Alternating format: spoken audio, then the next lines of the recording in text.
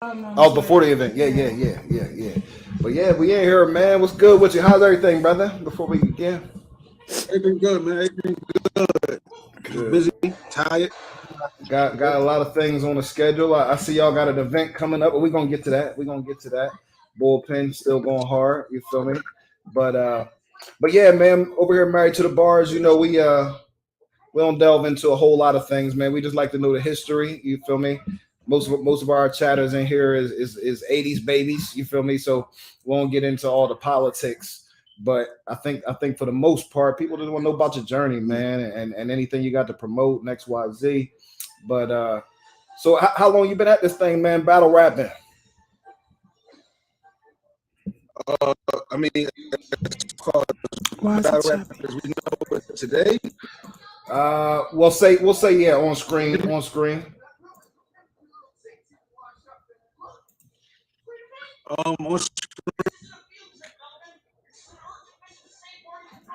My first battle was 2009.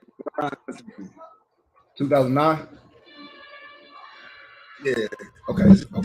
Fix that audio. Okay. I'm sorry, John. We gotta get this audio together so everybody. Yeah, it's just a little bit choppy, but I think it's hold on 1 second. We see it, Coach. We working on it. What'd he say? Yeah, this a recording we watching. It was skipping a little bit, but I'm gonna get it fixed. Hold on. I'll take that off. What's good with y'all though? Salute. But yeah, so 09. So that's when you start battle rapping. What got you into battle rap? Was you rapping before that, or was that kind of the? Shit, hell yeah. Shit, I've been rapping since I was like 8. So when I started rapping, I wasn't going to the studio. So when I started rapping, I was just writing rap. And just to go around and let people hear them. And then that turns into ciphers. The ciphers turn into battles. And so that's just what I was doing, you know, going through school. Every school I went to, I couldn't wait to run into somebody that could rap. Where we at? Yeah, it's Friday. I done took off. Yeah, so, you know what I mean? We out here. And when I came to Atlanta too. So until somebody else go live, we just hold it down, man. Y'all let me know who going live next. Drizzy, everybody knew what's next on the agenda already. Like I was already kind of like a popular little kid because my older brothers was popular. I ain't know when he was going live. You feel me?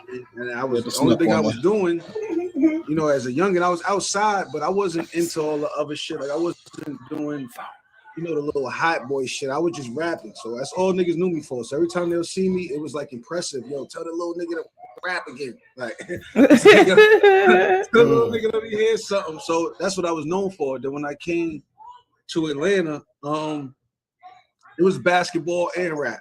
You know what I mean? Like, okay. Anytime I heard somebody that could rap in Atlanta, I was like ready to show off. I felt like when did you move to Atlanta?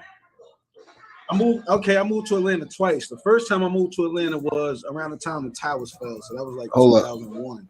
What? Wow. You don't see anything on the screen, Cuz? But I ended up going back to New York. I came to Atlanta for like a year. Then I ended up going back to New York for like 2 years. Oh, you don't see anybody going live? Oh yeah. We try to kick it, man. We don't get into all that. You know what I mean? We try to give y'all a break from all the family on both spots, or Yeah, it's a lot. It was a lot to take in. That that Too Real for Battle Rap, John, man. They be keeping it really real. They be having a lot of action. You know what I'm saying? Going down. So yeah, we did kick his spot to let it calm down for a second. Share the stream. We going, you know what I'm saying? We're going to hear for the calm down. You know what I'm saying? Until it get that crazy again. You know? And Theron talking crazy to me, Soft. Theron was wild. Yo, Theron, yo. Yeah, Theron. I don't know. I think he a mole. I think Theron. I think he a mole. He a mole. He a mole. You know what I'm saying? Don't get caught up with them trolls now, especially if they come over here. No, you right. Moles, that's what they do. Trolls, moles, and moles. Family is in New York, Atlanta, and Cali, Oakland to be specific. Mm. I got the trifecta. Yeah, you do. Yeah, You spend a lot daily. Facts. What were some of your influences when you started rapping? You remember back in the day, or battle rapping even? Who was some of the cats that you was watching? And why? Hold on, I got a part 2 to that question. And do you think that being bi-coastal has an effect on who your influences were? That's a good question. Not really, because I'm really a New York baby. Like I'm a New York. You are. I mean, so You are. Even when I came to Atlanta, like people listen to me now and be like, damn, they don't believe how long I've been in Atlanta, because they say, you don't sound like no Atlanta niggas, because I was never influenced by Atlanta. You know what I mean? Like I came down and been myself. I never wanted to sound like these niggas, look like these niggas, and none of that. Like, you know what I mean? So I was never but my influence, you know, I've always been a Jay-Z head. And my brother, the one that actually got me rapping. And to this day, he one of my favorite rappers. ENT, what's up, boy? Yeah, I think he's a little different, man. He's different. He's like it's Friday, man. Like cut from a Nas cloth. You know what I mean? It's Friday, man. Share the stream. It took me to become grown to appreciate Nas. Like back then, I wasn't no Nas head. Like, yeah. But you know, and then you got the Locks, of course. DMX. I'm from Yonkers. Right. Yonkers, facts. What's the word with y'all, man? So it's just. But it was funny growing up in Yonkers, because people in Yonkers, I think it was like tough for, if you're from Yonkers, it was kind of tough to appreciate the Locks. Really? Kinda. Yeah. Kinda. I mean, we represented them. We was happy, you know what I mean? But I'm not gonna say DMX. DMX was like always that nigga. You know what I mean? The Locks was too, of course, Styles and Kiss, but I think the difference was they was always accessible to us. Like, we could see them every day. You can see them every day. So it was like, I think that took away from the appreciation. But it definitely does. There's a quote: "A prophet is without honoring his own country." That shit is true. Yeah. But, you know, they guys now, even now to this day, they still be outside, but there's so much respect for them dudes. They don't even. You know what I mean? It don't make no sense. Like you think of Yonkers, I think it's in that order for me too, cuz now Yonkers is a proud city, because when you think of everybody that came out of Yonkers in whatever aspect, we represented. You know what I mean? Like you got Mary J. Blige, she's the queen of hip hop and R&B. You know what I mean? You got DMX, he's the next biggest thing since Tupac. You know what I mean? You got the Locks, one of the most, you know what I mean, survived rap groups. They still together. That's a fact. The most respect. You see what they did at the Versus. You know what I mean? Like, wrapped it up. Real dudes. You got Styles P. He's a real official dude. Ain't nothing flaky about them. You know who your favorite out the Locks though? We asked that everybody. We do. I don't know. It's kind of weird with me. Like, you know, Kiss would be the favorite, but you know, Styles is just too much respect. Like, you know what I mean? Styles called me family, you know what I mean? And then the thing about Sheik is, right, growing up, you know, we used to always say like Sheik was the weakest one. We always say Sheik was the weakest one. Not gonna lie, man. Like 2-3 years ago, I'm listening to old Lock shit, and Sheik was smoking them niggas on a lot of shit. Like, Sheik was smoking them, so it's kind of like, I don't know, man. I don't really got a favorite. It's easy to say Kiss because he's the the more liked one out of them. Right. But I can't really say I have a person like I like one more than the other. Like, I can't. Yeah, that's a tough call. That's a tough call. But we always ask that because they do have so different a style. You feel me? And I think that who you like in that group kind of tells what type of style you like. It does for me. You feel me? That's usually why I asked. Yeah. Yeah. I didn't even know people debated about who. I mean, me and Kill, we never thought anybody other than Kiss was the best one until we start. You feel me? Yeah, in asking 2000 around. when we was in Connecticut, and the boy was like, "Nah, you crazy? Like Styles always been the best." And also when they had that verses, it was kind of almost split in the chat where people was going, "No, Styles the best. You know, he the ghost for a reason," and all that type shit, like in the chat. So yeah, I didn't ever know it was a debate though till years later. Yeah. But it depends on what kind of ear, you know. Some it's people a preference like, thing. Some people like wordplay. Some people like just that real watching on street, throwback, straight to it. Yeah. You feel me? And that's the same thing carried over into battle rap is that everybody ain't looking for what we looking for. You know what I mean? So when you get to judging, it's good to talk about not only who you like and who you dislike, but why. But why is the biggest thing. I don't like when the old nigga got that. He won that. Tell me why though. Yeah, what was it about the battle that made you feel like especially if it's a debatable. If it's debatable, I really need to know your reason why. Right. Yeah, a lot of times when it comes to battle rap, especially now, fans will have they pick before the battle even. And I hate that. They would have they pick before the battle even. That's facts, yo. I hate that when cats got they pick before the battle happened. I mean, you ain't listening to the bars. So when it's actually debatable, they not there to debate it. It's just like I got my winner. You know what I'm saying? Like they not there to debate it. Everybody got their picks, man. So you start battle rapping in New York, move to Atlanta. We still in high school, or are we out of high school? Where we at when we hit to Atlanta? When I first came to Atlanta, I was 6th grade / 7th grade. The reason why I say / 7th grade, I had missed some months of school before I came to Atlanta. So by the time I came, and in New York is advanced. So with my age and everything, they put me back in the 6th grade. When you got to Atlanta or when you got to New York? When I got to Atlanta, they put me back in the 6th grade because of my age. Atlanta or when you it was wild. Like it's like my age, at my age, I was not supposed to be in the 7th grade yet. But shout out to Miss Holloway, right?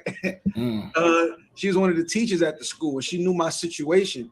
So she had put me in an after school program to put me back in my shit, even though with all of that. But yeah, it was what up, boy? I came down here. We are that. I did a year, and then I went back, and then I came back to Atlanta freshman year in high school. Got you. Fire, man. That's the shit. So yeah, man. So you'd have had a long journey now. So what was your first big stage that you remember? Like just performing or battling? Because I was performing before. I actually had a record deal before. I had a record deal when the first time I came to Atlanta. I had a record deal. I had the same lawyer as Lil Jon. Wow. Yeah, I had the same lawyer as Lil Jon, and I was signed to Fantasy Records.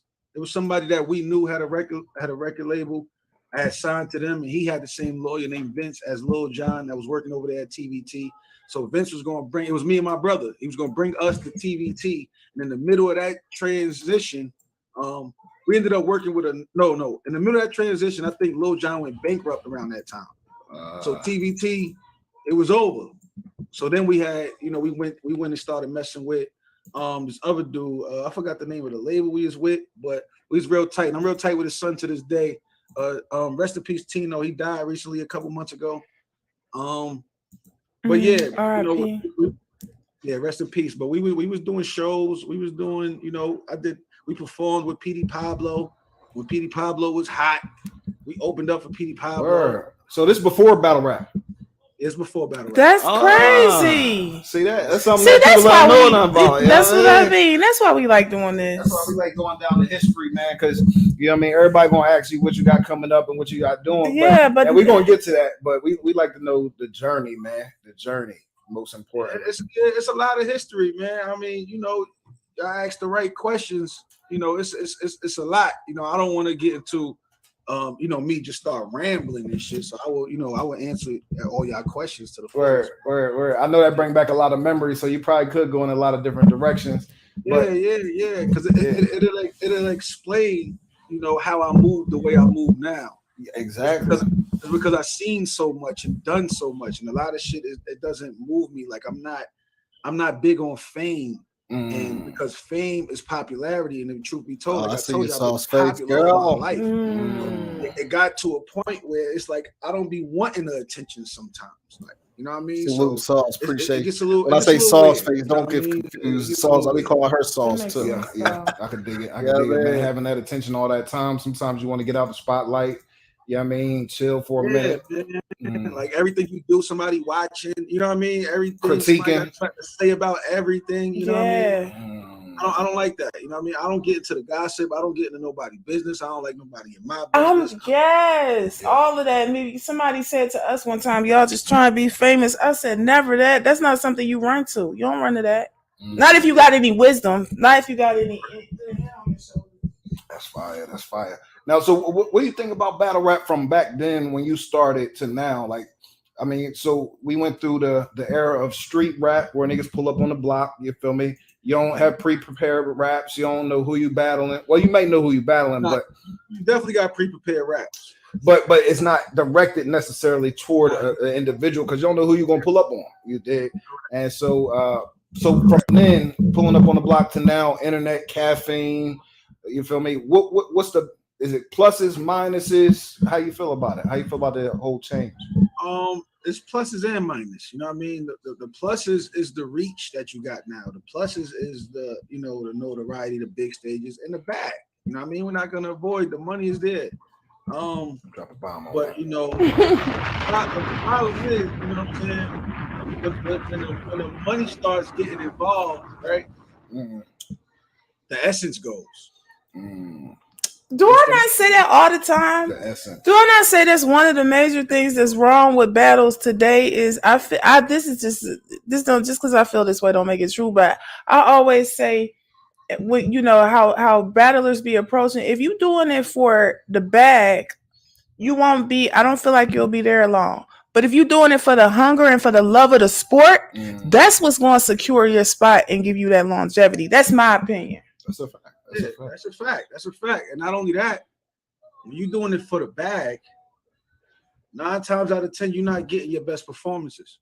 Exactly. Right. Different inspiration. Yeah, that's a fact. You're not getting it because when you're doing it for the bag, there's no motivation. You're getting your deposit, you're gonna get your back in regardless. Right.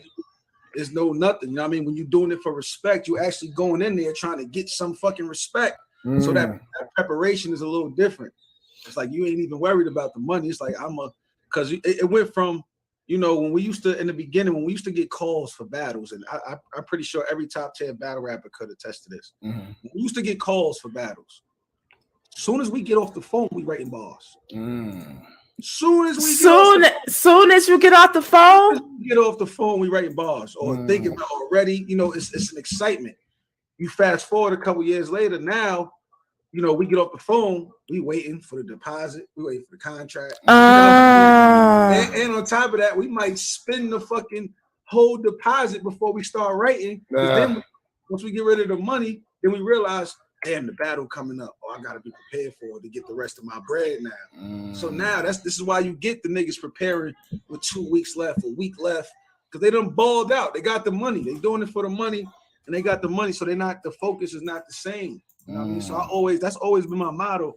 That I never battle versus Gab Sinatra out on YouTube that Jones just dropped. Oh, we just watched that. We watched that, John. Salute, facts. Definitely pull up to, I mean, catch that John on Bar to Death, TR Sharp versus Gab Sinatra. We just watched that John up here at the breakdown and all that. Actually, matter of fact, it's still posted on our YouTube. Mindset, like this is for the bag. It was never my TR Sharp, salute. Not once. You know what I mean? So it seemed like that will mess your inspiration up. Like if you focus only on the bag, like share the stream, hit the like button, man. We about to get lit for the day until somebody else go live, man. We out here. I can see how that could mess up the performance too. You know what I'm saying? But while we on performance, I'm gonna sneak this one in. You know what I'm saying? Without naming no names, what you think about if you claiming an elite pen, what you think about, you know what I'm saying, niggas plagiarizing these days? Like, what's our thoughts on that? I'm gonna sneak it in. You know what I'm saying? So I ain't say no name. I just want to sneak that in. Like, plagiarism is a big thing these days. You heard? Here's the fucked up thing though. Plagiarism been a thing. Right. It been a thing. Niggas been doing that. It's been like a lot of times, like before, battle rappers. I know battle rappers personally. I ain't gonna say no names. Right. They used to watch up and coming battles, battles that people are not watching like that. Yeah. Oh, I always wondered if that happened. I used to.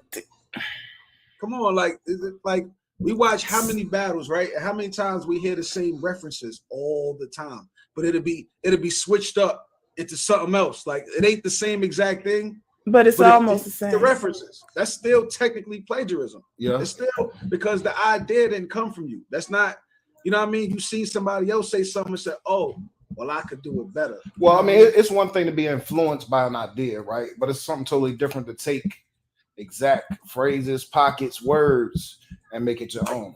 You feel me?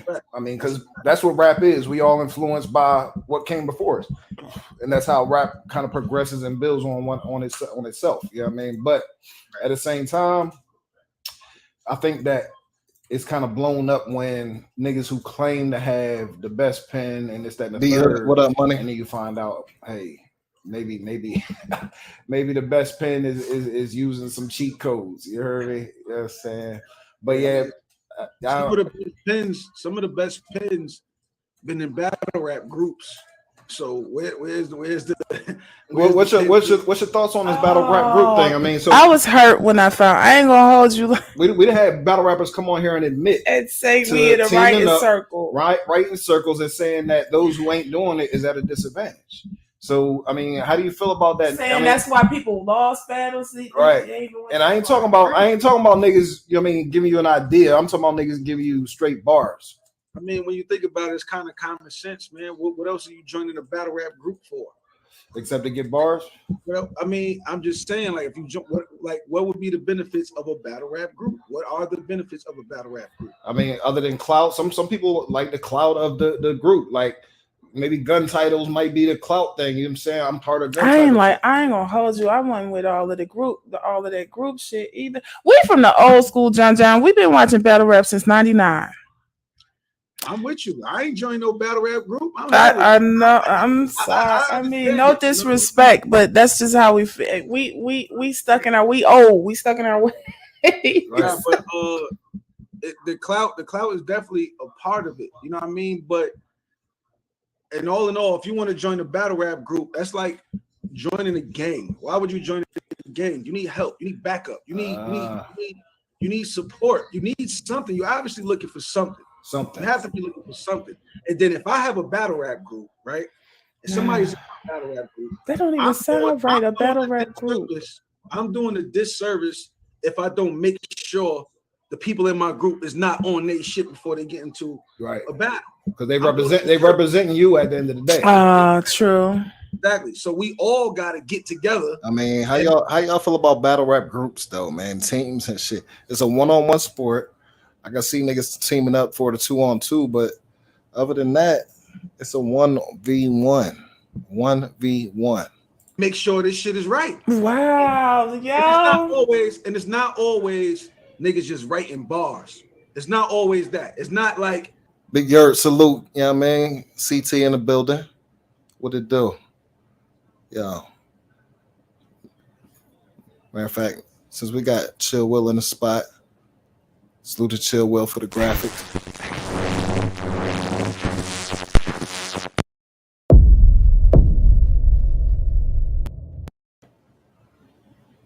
You know what I'm saying? Got them Jones loaded up too. Graphics ball right there. Video ball. You know what I'm saying?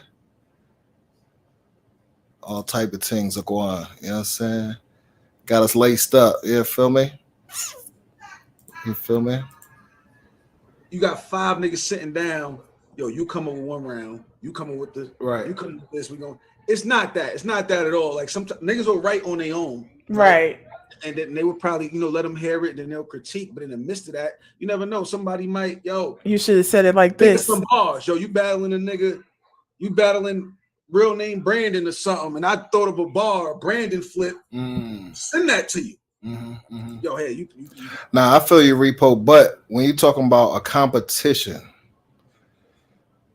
you don't want to hear about no enhancement drugs. You don't want to hear about no. You're still saying cheat code. You want to see who got the best, who is the best. You know what I mean? You can't be the best if somebody helping you. That's all I'm saying. You can use this. Because throughout my career, there's been battle rappers that gave me bars a lot of times. But I've never used them. I never used them. For one, if you I didn't want nobody to come. You don't want nobody coming back saying, say they gave me bars. Right. So eventually they gonna tell it. I was so big on that.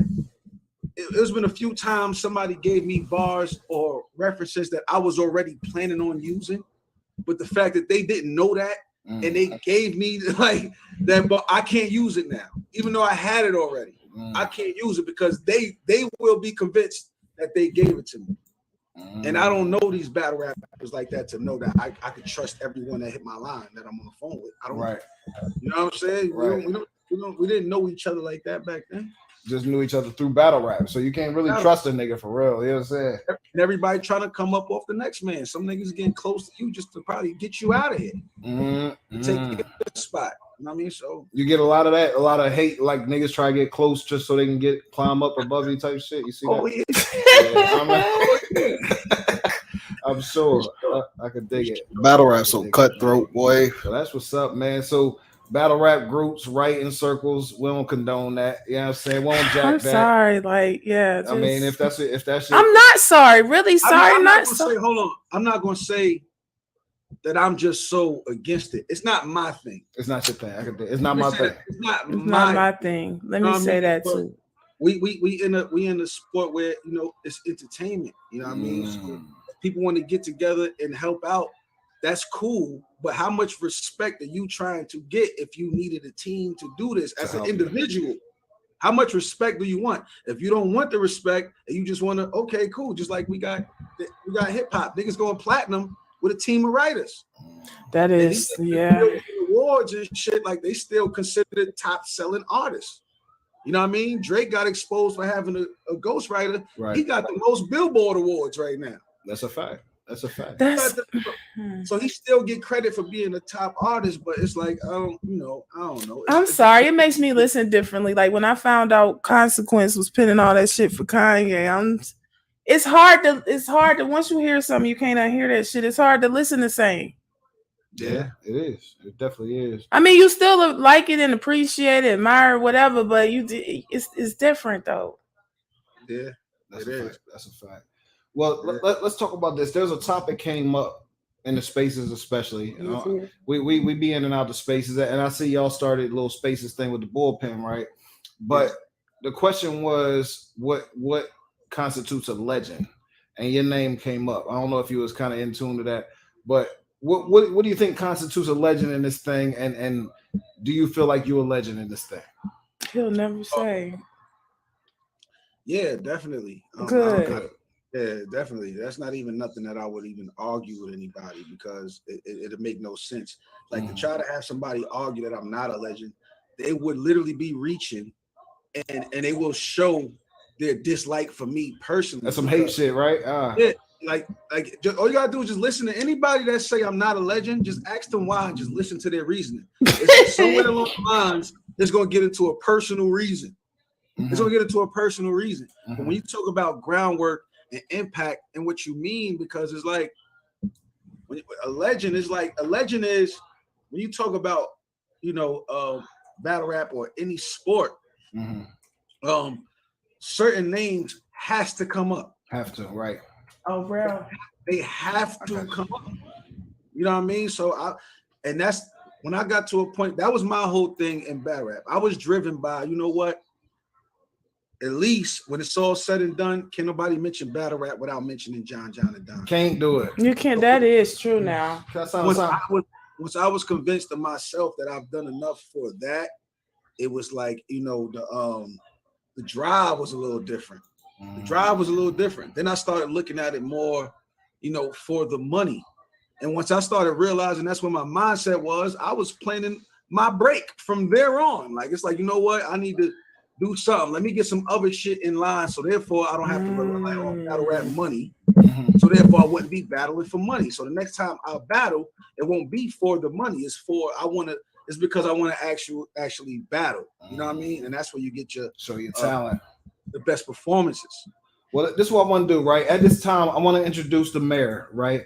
This is Terrell. Excuse me, you know what mommy. I'm saying? He is the mayor of Married to the Bars. He keeps our chat in order. You feel me? He is the goon of the chat. You feel me? Salute, mayor. What's up with you, brother? He one of the goons. That's a fact. And he knows how to break. Yeah, you clear. And go ahead, talk your shit. You know, here I'm Married to the Bars. Well, first of all, what's up, John, man? Salute. Pleased to meet you. You know, Terrell is in your chat always. Yeah, the first battle I ever seen of yours in its entirety was you versus Bill Collector. I'm gonna come back to that later. That was the first one. Okay. Here I'm Married to the Bars. We like to run it back sometimes. Right. You know, that songs, discussions, whatever. So I just want to drop something on y'all. I'm getting the feeling that the vibe y'all putting off is that group is alright, but it's kind of like a crutch. It's a crutch. Am I right on that? Definitely. Can I persuade y'all even a little bit by saying, aren't most of our greats in battle raps part of groups or were part of groups, and some of the motherfuckers part of multiple groups at the same damn time? Yeah, that's a fact.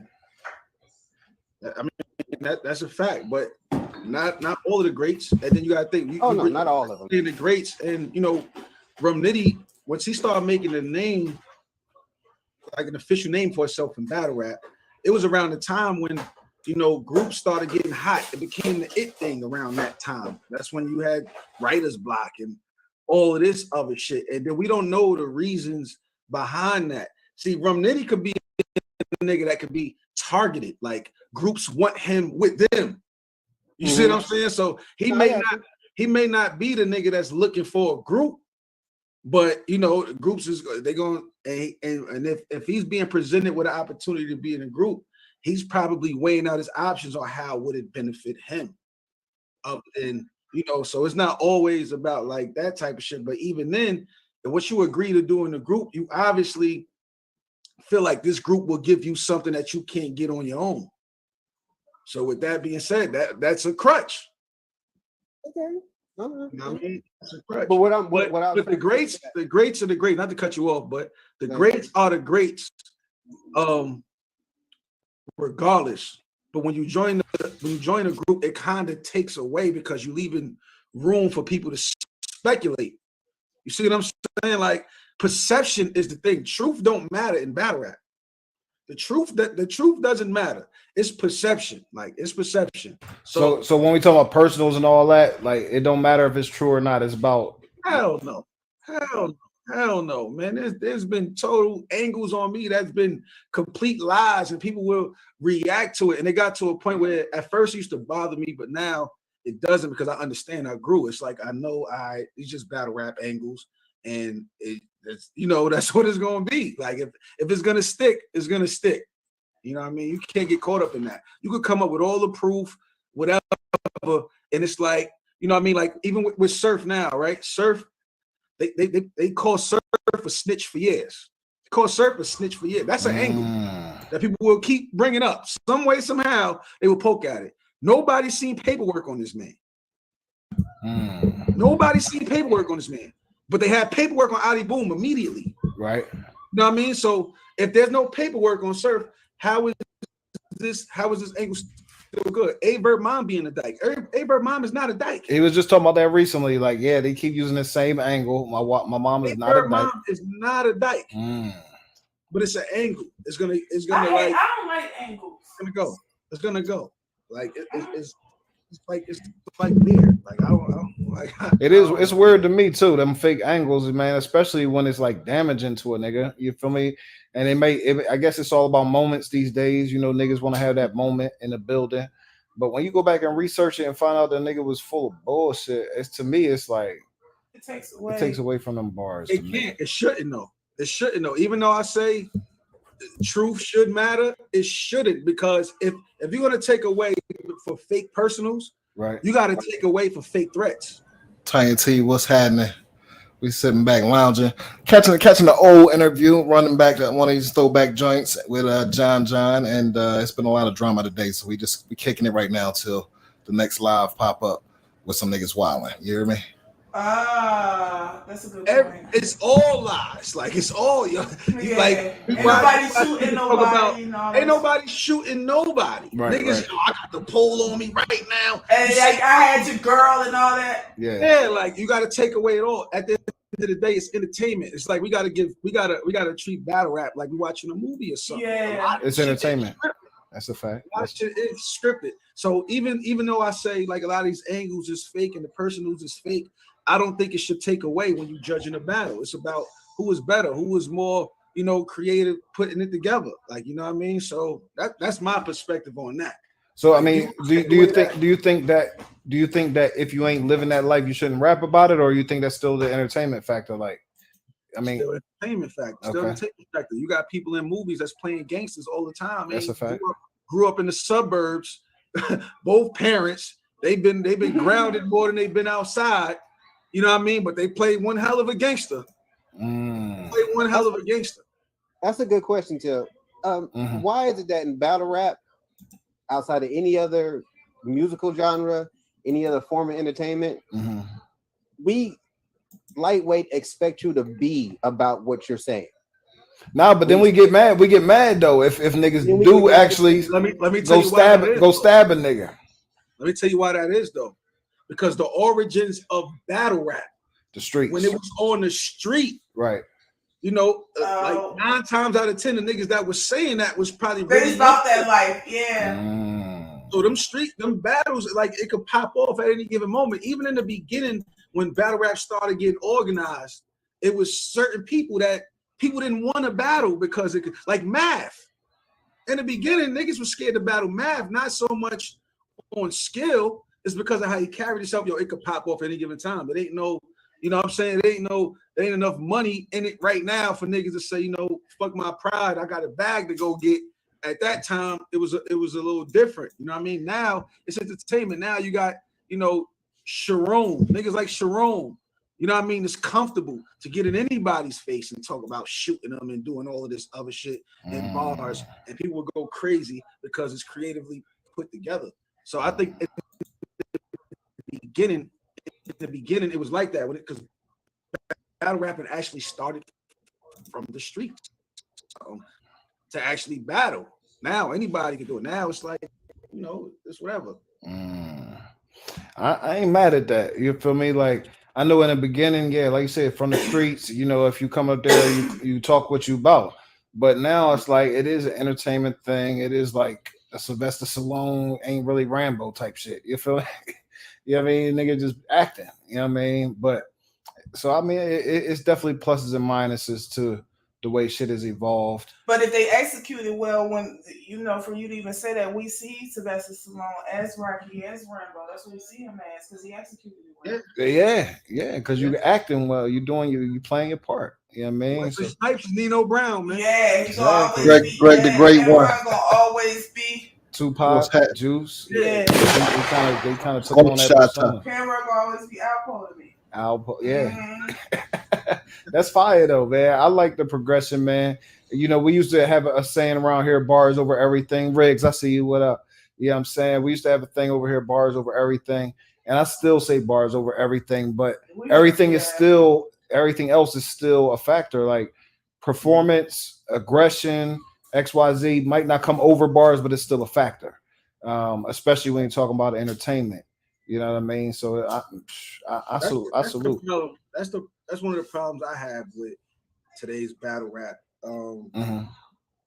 Is I feel like a lot of shit is being credited more than the bars. A lot of times I feel like bars became like the afterthought of take battle. a back seat to performance and XYZ. Yeah, everything like took a backseat to everything. It took a backseat to narrative. It took a backseat to politics. It took a backseat to image. It took a backseat to believability. It took a backseat to everything. Ours is it's sad to say, like, but that's what it is. When it became more entertainment than rap, right? It's like, come on, like, that's heartbreaking, John, for me, because the bars is what brought us here, not the performances. The bars. The bars is what made us see a battle and then, where can I find more of this shit?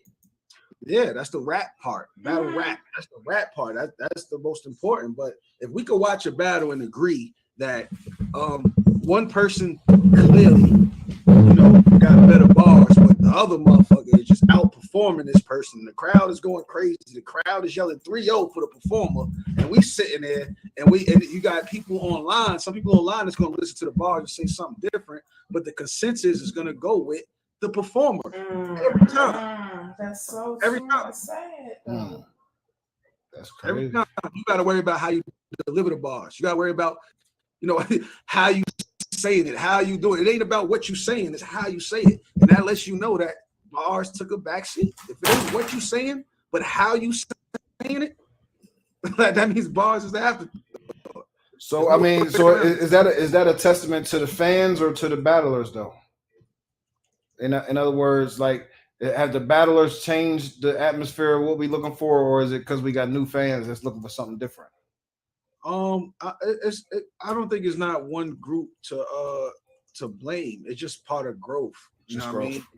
It's just growth. Battle rap is getting bigger and it's growing. There's more eyes on it. It's people getting into it that act like they know what's really going on, but they want to pretend like they really know what's going on. You know what I mean? You ain't missed much, Greg. We just getting started for real. We'll really react to something that they think is dope, but not even understand the bar. Well, about because 30 minutes. Said it, and everybody, the person next to him reacting and shit like that. Like, come on, man. I remember watching Loaded Lux on his return, Summer Madness 2. I'm in the crowd. Like, if anybody ever been to a big battle rap event that I've battled at, every single big event that I've battled at, I eventually watch some battles from the crowd. It's part of me doing my homework. It's part of me connecting with the fans, and I want to see that perspective, like, as a fan. But I remember Summer Madness 2, and I'm watching Lux. And Lux, he's rapping, and everybody is going crazy. This is me. I don't know a word this man is saying. So I don't know what he's saying. How the fuck there's 3,000 people in here understand what he's saying? I can't wait till we get to the battle rap terminology since he's saying it took for it to come out on YouTube for me to watch it and be like, oh, nah, he was bugging out. He was saying some shit. But there was no way the people in the building could keep up what was going on. If I couldn't. Like, and you used the bars since a little kid. Right. No way. You know what I'm saying? So that just, that taught me something right then and there. I ain't gonna lie. I had my cousin with me. I remember like Lux at a bar and my cousin just went crazy. So my brother was with me too. So I look at my brother. I'm like, yo, what'd he say? He was like, I don't even know. We both looked at my cousin. We both looked at my cousin like, yo, what'd he just say? My cousin was like, he said, I don't know. The traumas is in here. Salute to the traumas, Mr. and Mrs. You hear me? Alaska. No, that shit hard. I said, what? I said, I don't know, but that shit was hard. Oh, no, that shit was hard. I said, what? Nah, we asking everybody over there, like, nobody knew. Nobody knew, but it just sounded fire, though. Sounded fire. Sounded fire. But let's get back to the chronology, right? So, when did you go from battle rapping to actually starting a league, and what made you make that decision? There was a few things that went into play. For one, I knew I didn't want to battle forever. I knew that. But even with me saying that, it's like, okay, so if I don't battle, what else am I going to be doing? How am I going to be contributing to the culture? Because this is a culture that I didn't want to leave, of course. You know what I mean? Like, I got love for it. I got to, so it was like the allure.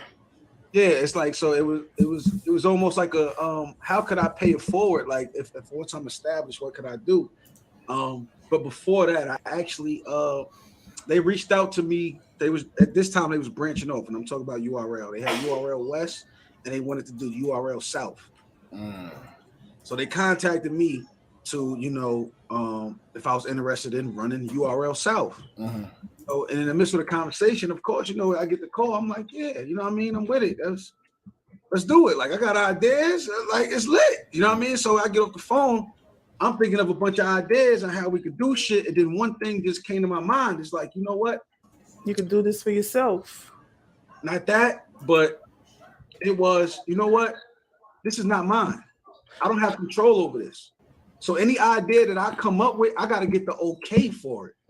Not only that, I can't make certain promises to the battlers if, you know what I'm saying? Because I'm not the one that got the last say so. That was news to us. Like, John started Bullpen off the strength of URL asking him to start a URL South. And he like, nah, I need creative control over this thing. I'm starting my own shit. You know what I'm saying? That's dope. That was new. That was exclusive for me. So I could put together a whole vision, and it could easily get deterred if I talk to one of them and they don't agree with it. If they don't see my vision ain't shit. Why would I put my vision into something that's not mine? That was my whole mindset. So then when I told her, I said, you know what? You know, I respectfully decline. I don't, you know, and it hasn't been on URL South. It didn't. So, but in the midst of me thinking of ideas and shit, it took a year. Like, after I declined, the way I was like, you know what? Let me just start my own league. I got the ideas. I got the vision for it. So, so that's how we got into that. So, like, let me start a league and let's see what's going from here. I mean, what was your mind? Do you think that influenced you to do that, or was your mind kind of already on that? Like, did that call make you start? Your wheel start turning on that? Oh yeah, it did. I'm not even gonna lie, it did, because I'm thinking of ideas for URL South. You know, I'm immediately jumping into this is my position. This is what we're doing. Okay, and I started thinking of shit, and I knew I didn't want things to be altered. I didn't want things to be the same. I wanted something different. You know what I mean? I wanted to establish a different type of identity for battle rap. If you look at the beginning years of Bullpen, like even with Bullpen, everything we've done, I still feel like I haven't executed my vision how I wanted to execute it, because there's certain things in place that I can't do. Like, I'm not a video editor. You know what I mean? Like, I can't edit shit how I want it to be edited. You got a vision in your mind of how you want the video to look. You know what I'm saying? Exactly. So it was a lot. But if you look at the beginning of Bullpen, it was playing with the graphics a lot. You know what I'm saying? We was playing with the graphics a lot because I wanted the people to be entertained by watching it. Like, you see, like you watching the production. Exactly. Like mini movies or music videos. That was my idea. I even had an idea like to make it like lyric videos. You see some Bullpen battles where there's words popping up, and we appreciate that on it too, because if you see the words that people saying it, when you see the words as people saying it, you will get the bars, wordplay right then and there. So, and it was almost to teach fans too. So the fans that's watching and they hear a bar and they don't get it, flow in the building. What up, boy? What's going on? You know what I mean? So it was little shit like that, and I'm like, all right, well, I can't tell URL that they should edit their battles a different way. How am I going to tell them to do that? Creative control. You feel and me? that matters. Creative control. Well, if you need a captioner over there, nigga type faster than motherfucker. So he type about 80 words a minute for real. That's real talk. Nigga for hire. You know what I'm saying? But yeah, salute to that, man. Go ahead, bro. Let me piggyback on that league owner question real quick. I'm gonna ask it from a different angle. Okay. I know people always ask it one way. Being that you are a league owner and you know your league has a name, but being that way, does that make people deal with you differently when they book you? Ooh, good question. I wouldn't say that they deal with me differently, because they will reach out, but you know how I will carry out that conversation, I'm almost positive it'll be very different than them talking to any other battle rapper. You know what I mean? But when they reach out, I mean, probably I can't speak for them. You know what I mean? Like, I can't speak for what their mind is. Like, yo, you know what? I'm about to hit John up. I gotta watch what I say. Like, I can't really, you know what I mean? But yeah, I think with URL in some cases, I feel like, you know what I mean? Because it's been, by me having my own platform gives me a lot of leverage. You know what I mean? By me having my own platform gives me a lot of leverage. So, you know, Presidente, Philly in here. Salute. These conversations, they can't. Any league owner can't talk to me how they would talk to the average battle rapper because I understand a lot of things that they may or may not understand yet. You know what I mean? So the conversations will be a little different. That's a great question, though. How about this from the other side? Do you ever have? And I'm pretty sure you don't deal with it. But how many times has one of your battlers came to you and be like, "Yo, you go in that car, man. Come on, you got to get me over there with you. Come on, man." How many times that happens? A lot. Every time I go to a battle. What's that? You had to restart your YouTube page? Damn. We just had to restart our IG. And lost a lot of followers. But definitely shoot us a DM with your new page. We're going to subscribe. You already know. Every time, man. Every time. John, what's up? When you going to book me? Why you ain't? I got people in battle rap, like battle rappers that I'm really cool with, that I've really got genuine love for, that I still haven't booked. And it ain't that, because Bullpen is not politic driven. I'm not going to book people because I'm cool with them or for whatever reason. It got to be a reason. First of all, it got to make sense for one of the battlers. Whoever out, it's like, it got to be different. Like, so let's say a battler come to me and say they want to battle some random person, and they put the work in on Bullpen to say, yo, I want this person. Like, I would be excited if they say I want the person that I'm cool with. Oh, I can't wait to go give them this bread. Like, you know what I mean? But I'm not just going to throw that on because I'm big on, I tell the Bullpen battlers this. Look, if you're not feeling the battle that I present you with, it's okay to say no. Because I'd rather you not do it if you don't want to do it. Give a mediocre, not do it. Then you do it and not want to do it, and then you'll give a performance that reflects that. Yeah, you always regret taking that, and then it's my fault. You know what I mean? So, and then a lot of times battlers won't say no to any opportunity that they are given because they feel like that's the only opportunity they got. What advice? We got a lot of up and coming battlers on this show. You have sent probably in the chat right now. They trying to take every battle that come along, any offer that comes. What advice would you give them starting off? Like in the beginning, yeah. I mean, in the beginning, yeah, because you're not doing it for the look. In the beginning, don't worry about the look because a lot of these battles that you take in the beginning is going to be forgotten about. A lot of them, you know what I mean? And it is, of course, it's not going to be your best performances because it's the beginning. Right. So the more battles you take in the beginning, what you're doing is you're building up your experience. You build up your experience, you're building up your confidence, and you're learning yourself more. But it's like it's not on a microscope.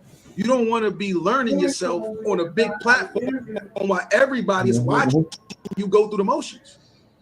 At least you would go through the motions, like, you know what I'm saying? Like with these up and coming leagues, as you getting your shit right, and then you're making your rounds, so people are knowing you in all of these small cities that you hit, and wherever they being familiar with you. So by the time you actually make a name for yourself, they will tell your story for you.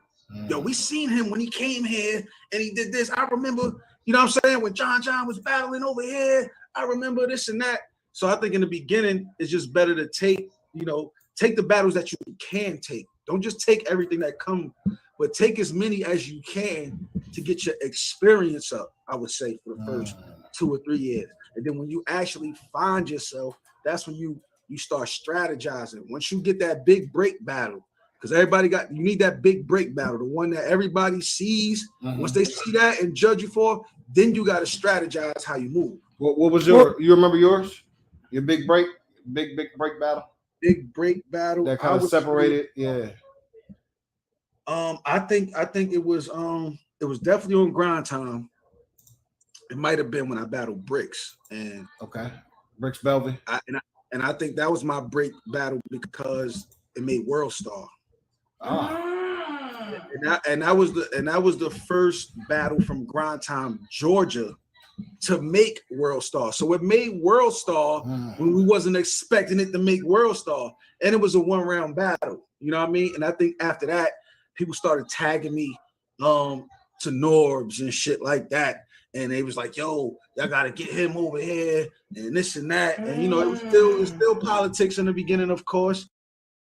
Tanya T, you did not get timed out, yo. You got timed out today. Hold up, not on this show right here.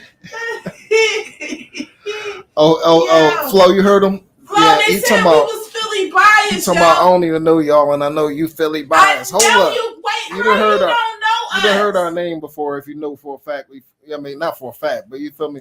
If you already feel like we Philly biased, that means you done damn heard of us. That means you know us. Stop acting like you don't know us. You the compromise. You the slightly compromised bull. Yo.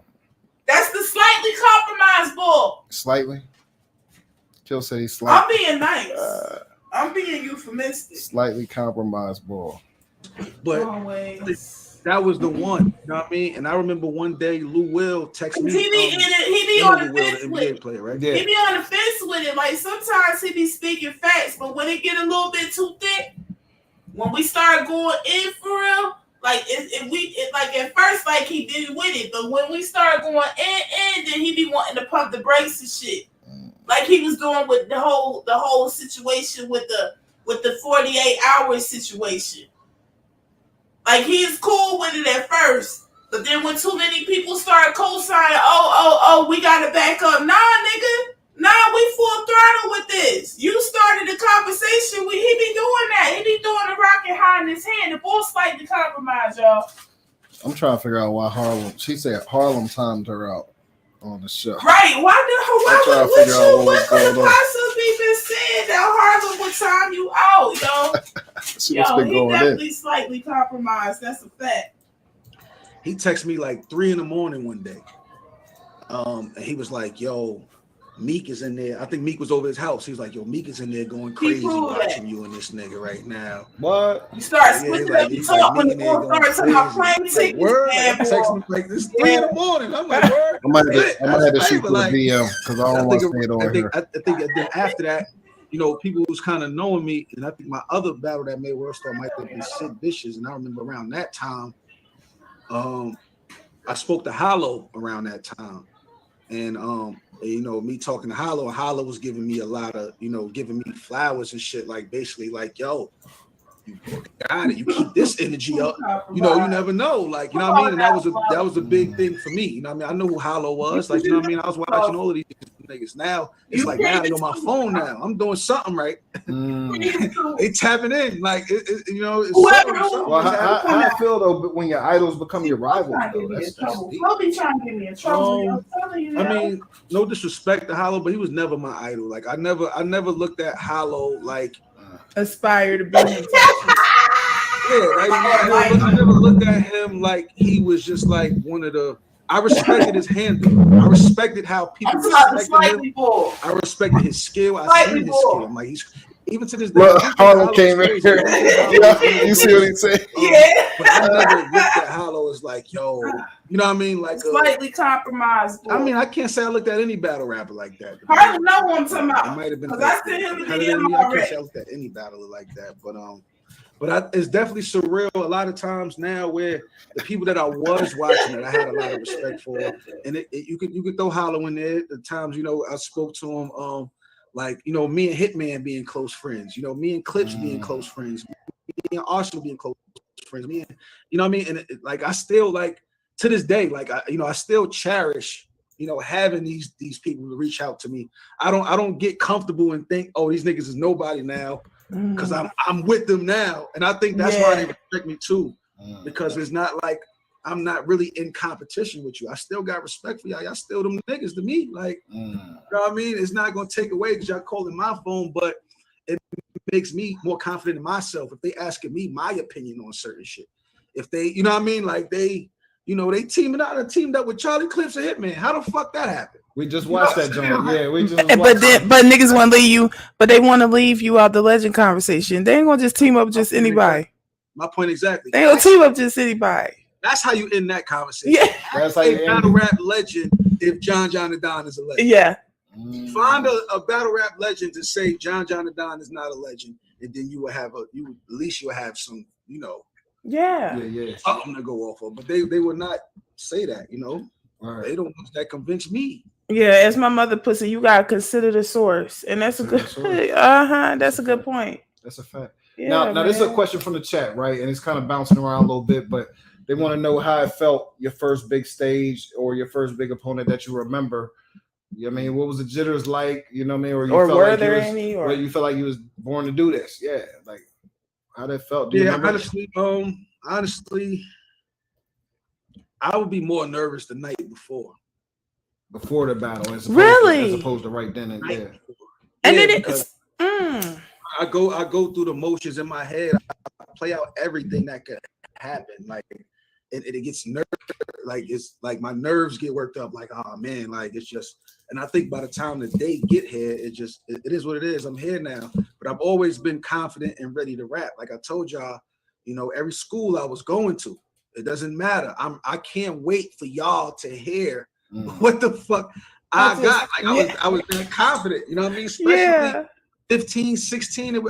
I felt like it was nobody that was rapping as good as me at that age. You know what I mean? That's how I was feeling until, you know, I started running into more people that was actually fire. But that was my mindset, though. It was just like, there's no way. So a lot of people ask me about the Hitman battle. How did I feel up there, right? And it's crazy. So Hitman goes first. Right. And he's shaking the room. He's going wild, right? So, and me being the rookie nigga up there on this big stage, thousands of people, you would just assume or to think just, oh, he's nervous. Oh, even Hitman to this day, he say that. He say, yo, I tried to kill you. I thought you was going to choke. And at first, I tried to kill you. But my mindset is while he's rapping, I'm listening to what he's saying. And in my head, the shit that he's saying is not better than what I got. So every time people are going crazy for what he's saying, it gave me more confidence in a weird way because I'm like, all right, if y'all going crazy for that shit, right? Wait till y'all hear this shit. Wait till you hear this. So it didn't make me nervous. It made me more comfortable. And that's how you got that performance like that. People thought I was going to get would you compare it to like sports? Like I got a lot of sports history, man, basketball, football, and I know especially football. Like when you get out there on that field, basketball too, you kind of the crowd goes away, all the nervousness goes away. You zoned in on what you got at hand. Would you say like battle rap kind of same thing? You get on that stage and you lock in. Same exact way. Yeah. That's fire. I just tune everything out, man. I just tune everything out. In the beginning, I used to tune my opponents out. I'm not listening to what you're saying because I don't want to give a reaction to nothing. I don't want it to. I'll tune you all the way out. Sometimes I might even be going over my round in my head while you spitting your shit. I ain't gonna hold you. That's what I be doing because you ain't about to say nothing to throw me off. That's the smartest thing to do. You know what I mean? I gotta focus on the task at hand because you might hear something they say and might throw you completely off. But some cats got that rebuttal game and they got to hear everything they say. But I don't know. I feel like I throw me fuck off. That's how I feel. That's fire though, man. So bullpen, right? So who's the major players in bullpen right now for those that ain't been keeping up? What names would you say top 5 bullpen right now? Or if you want to name more, that's fine too. Yeah, I go off because you know we got the the bullpen Facebook group. We got our core fan base, and I spark up a lot of conversations to get their feedback because I'm aware if I say something, it'll be stamped. You see what I'm saying? Like if I say something, that's what it is. So to avoid that, because battle rappers got egos, and they will feel some type of way. So I would start the conversation and I will go off of the conversation. So therefore, when you come to me like, yo, I'm like, yo, this is what the people think. You got to convince them. You ain't got to convince. I'm listening to the people. I can't listen to y'all as battle rappers. I got to listen to the people because they the ones tuning in. Oh, that's man. So you're basically echoing the consensus. He feel that way, but man, people don't feel that way. I ain't gonna say man, people don't feel that way. Nah. Yeah, so it's just it's to avoid the whole favoritism thing, even though I get it now. Like, people say, oh, he was favored in Loso. He was, you gotta understand, man. Loso was a star from day one. Loso was a star from day one. Loso had the drive. I just gave him direction. Right. I wasn't in it. You know what I mean? I'm not writing this man rounds. Right. I'm not doing none of that. Like, I'm not even proofreading his shit. Sometimes he'll let me hear his shit the day before a battle. You know what I mean? But it ain't like, yo, that man was a star. Like the way he carried himself, and you know what I mean? So it's like, I don't, but and from what you just said earlier too, not to cut you off and forgive me, but what you said earlier about people sending you bars, like if you're not taking bars, you probably not giving bars. Like, no, I've been asked plenty of times to help. I'm sure you've been asked to help. I can't do it. And I tell people I can't do that. Like I'm too obsessive with my creation. I can't just give it to somebody. I can't just do that. Like, and then what's like, how is it gonna work? Like if I'm getting paid X amount of dollars, right? I'm going to write for an up and coming battler. That's the same work that I would be putting in for myself. For what? Like it doesn't make sense. And then that's my creation to watch somebody else. Just like, I don't know. I can't do it. I don't know. You know what? I just thought about something. I'm sorry. I just thought about something, but I was in your chat one time. This is kind of a couple months ago. I was in your chat one time. I don't remember the boy name.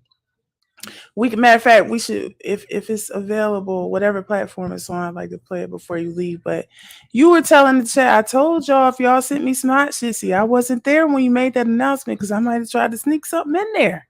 Yeah. But you told but you told them y'all send me something. I told y'all one bullshit, and then the dude sent something and it was nice. And you collabed with them. Mm-hmm. Okay, so question for you. Before you leave, not to do this to you, before you leave, I just started trying to pin something, and my thing is scheming. So I got a couple of schemes I want you to hear before you leave, and you tell me. This last one I wrote though is stupid, but I want you to the last one when I finish up and send it to you. Can you? You might. Feedback. Yeah. Just give me your feedback. I'm just gonna say that. Give me your feedback. Do that. Okay, we appreciate that. We ain't gonna keep you too long. We know everybody's time is valuable, especially we do, with your schedule appreciate crazy. You. So, forgive me. Yes, Sam. So, but you know, but we definitely want to dive into just making sure everybody understand your path, your past, your future, what you got planned. So, but besides Loso though, who else would the fans, if you had to go from their perspective, what names you hear ringing? Yeah, you got Loso. Of course, you got Bad News. Bad News. He actually has the most views on Bullpen, like the most viewed Bullpen battler. Fire. Clone, of course. Okay. D Flames. D Flames. C Money. Black. Okay. It's a lot. You got the C&G Ty. We got the new up and comings. You got C&G Ty. He's a new face. You got 7J. He's a newer name. Fire. Some killers, man. Shout out to Elias. Elias making his way. Elias got some. Elias been doing his thing too. Now I hear you was kind of paving the path with the intergender battles. Talk about that.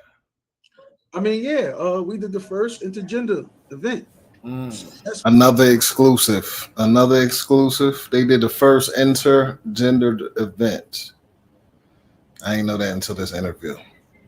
See what I'm saying? Exclusive. The content, y'all. That's exclusive.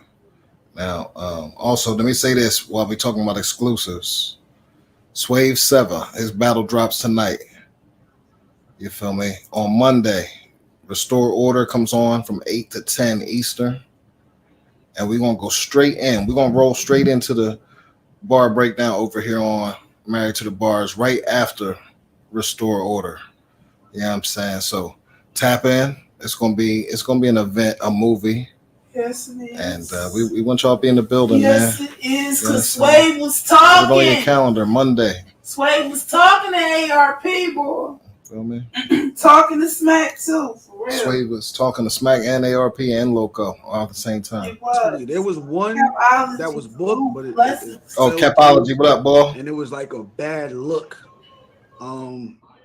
Or what, like I don't know who tried to do it or what was what, you know what I mean? So, you know, of course I reached out to Debo and Babs and said, you know what, let's do Bullpen versus Queen of the Ring. Mm-hmm. Let's not just make it an intergender. We didn't have no females. You know what I mean? And 9 times out of 10, if we was to book male versus female battlers, we're booking Queen of the Ring battlers. Right. I remember seeing 40 bars on the card. You know what I mean? Yeah. So technically, I booked the girls, but then I also reached out to Debo and Babs, let them be a part of it, so that at least they could put their stamp and imprint on it, so it don't look like we just, you know what I mean? Like, and then it made it a bigger thing, you know what I mean? Bullpen versus Queen of the Ring, which is actually the first covered, first event covered on Champion too. Shout out to J Black. J Black first episode was about Bullpen versus Queen of the Ring, so shout out to that. And it was his first episode. Damn. The first champion episode was about bullpen versus ring. Fire. Some history for y'all, man, in the chat that don't know. You heard it here first. I mean, I probably ain't here first, but you heard it here. You hear me? Yeah, that's what's up. So what you got coming up, man? What's the bullpen working on? I seen a couple cards coming out, or at least one in particular coming up. What's the word on that? Yeah, definitely got bullpen versus Battle Academy June 12th. Seen that June 12th. Oh, that's coming up soon. Okay. June 12th. Yeah, I'm ready to punish them. They sparked that. You sparked that. I think I saw them spark that over there on the. No, they sparked it. They sparked it for sure. They sparked it for sure. But people been reaching out to us for a long time to do league versus league.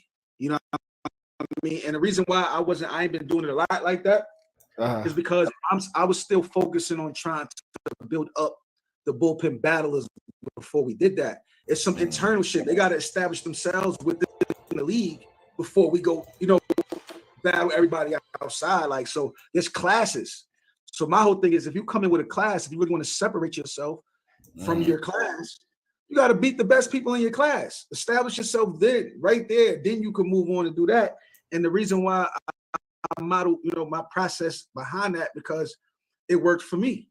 So when they think I battled Hitman out of nowhere, it wasn't out of nowhere. When you got the people in my class, when you think about it, the hottest niggas in my class that was hotter than me, at least, was B Magic, Bill Collector, and QP.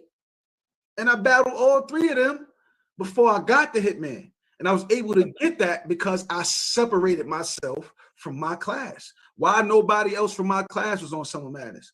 Why nobody else from my class touched Summer Madness until a couple Summer Madnesses later?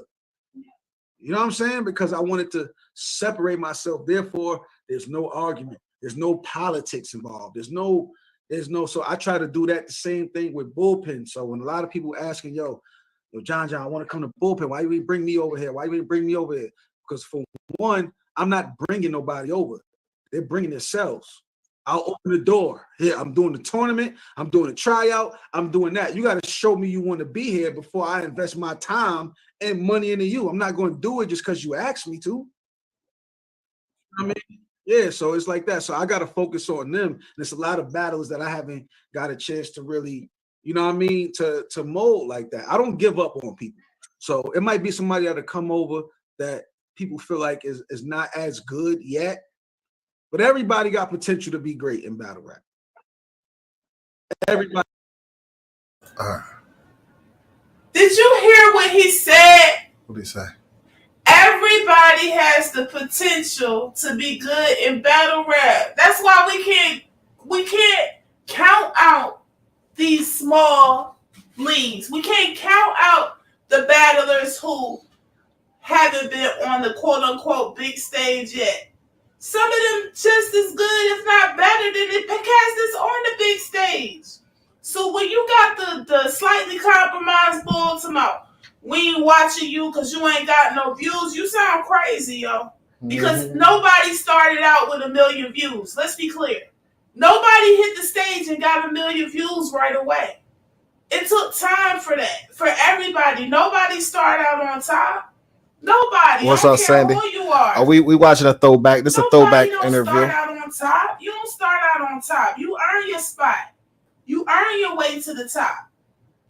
Sometimes it's slow. Sometimes it's quick. Everybody got their time though. Don't discount people because they don't got the views. Don't discount somebody's ability because of quantity. Quality always going to trump quantity. Always. I don't care what the situation is. Everybody got potential to be great. So I'm not going to judge you off your first, second, and third battle. I'm going to judge you on your hunger, or how much you want to grow, how much you want to. You could be terrible, but you can have a hunger like, you know what, I don't care. I'm ready. That's what excites me because that's what's going to motivate me. You know what I mean? So I like to focus on us first before we everybody else. But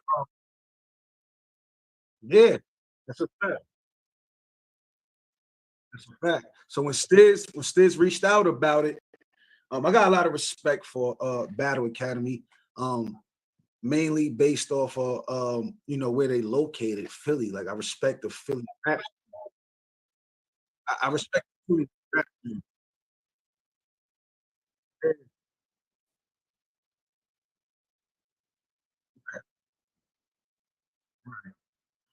So this is the chance for some of the bullpen battlers to represent bullpen, to wear that. How you gonna represent for real? Like, you know what I mean? This matters because we got somebody coming to our house.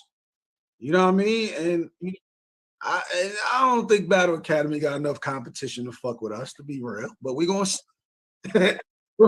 we gonna see. Yeah.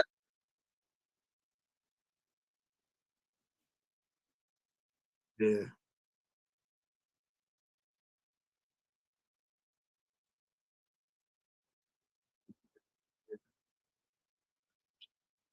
That's gonna be in Atlanta, June 12th. June 12th.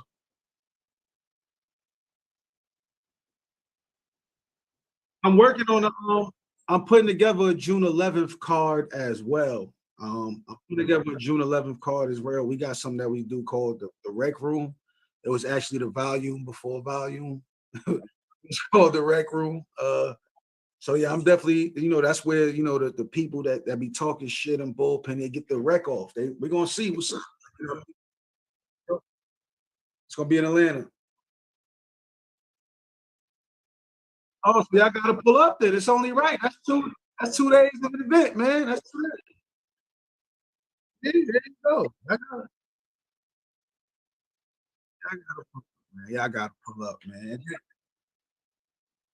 And we got a big card that we doing for July as well. We're going back to the big room. It's like, if you realize bullpen do a big event every year.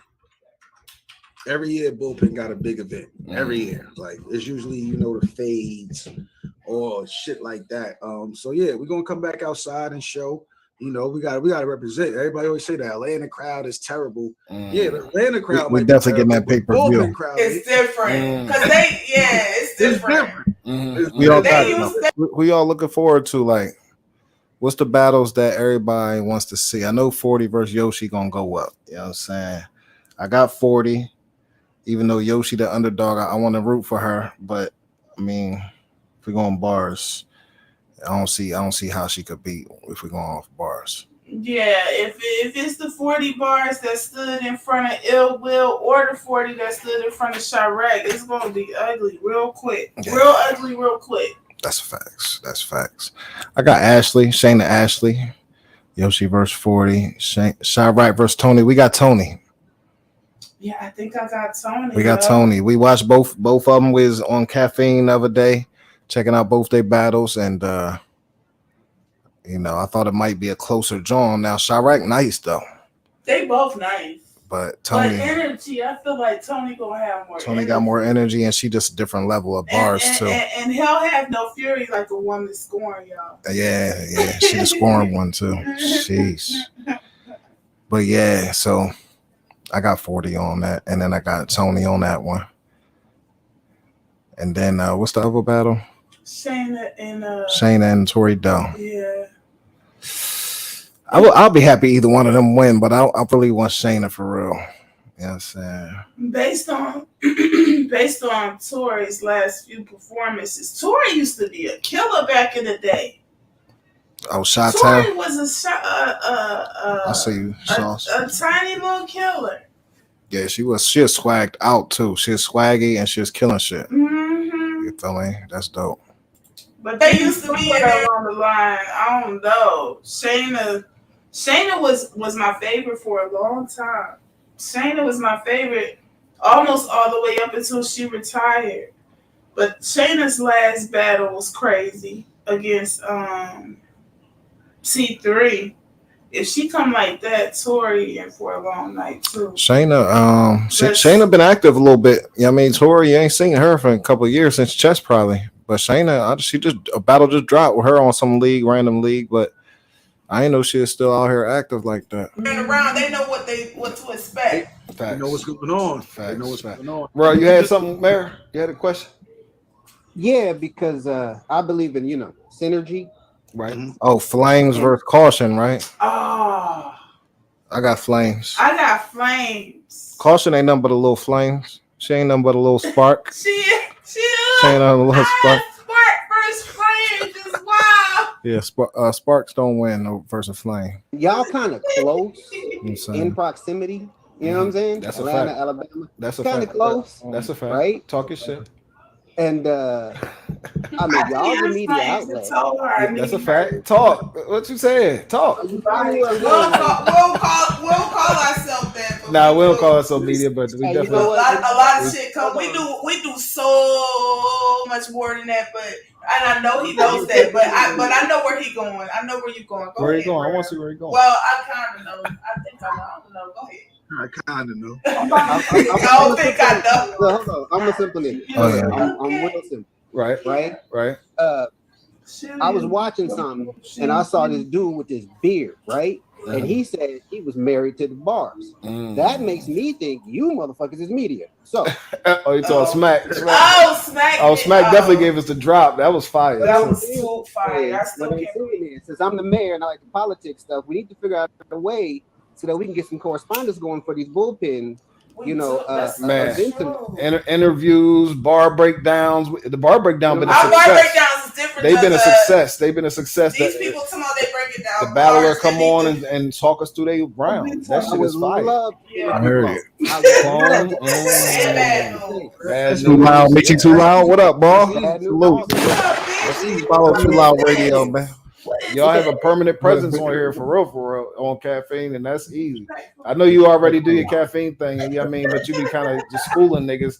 But if you want a platform, for niggas to come up and talk that shit. That's what I asked him when I DM. Please come over here and educate the people. Yeah, that's our whole thing. That's our whole thing because we get a lot of new fans to battle rap, so we want to make sure they understand the double entendre, wordplay, XYZ. So that's the last thing we're gonna do is take you through some terms just to kind of see your perspective on them.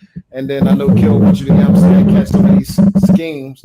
But the reason why we do this, John, is because we always having a conversation whenever there's an event put on, no matter who's putting it on. If we know about it, we trying to air it.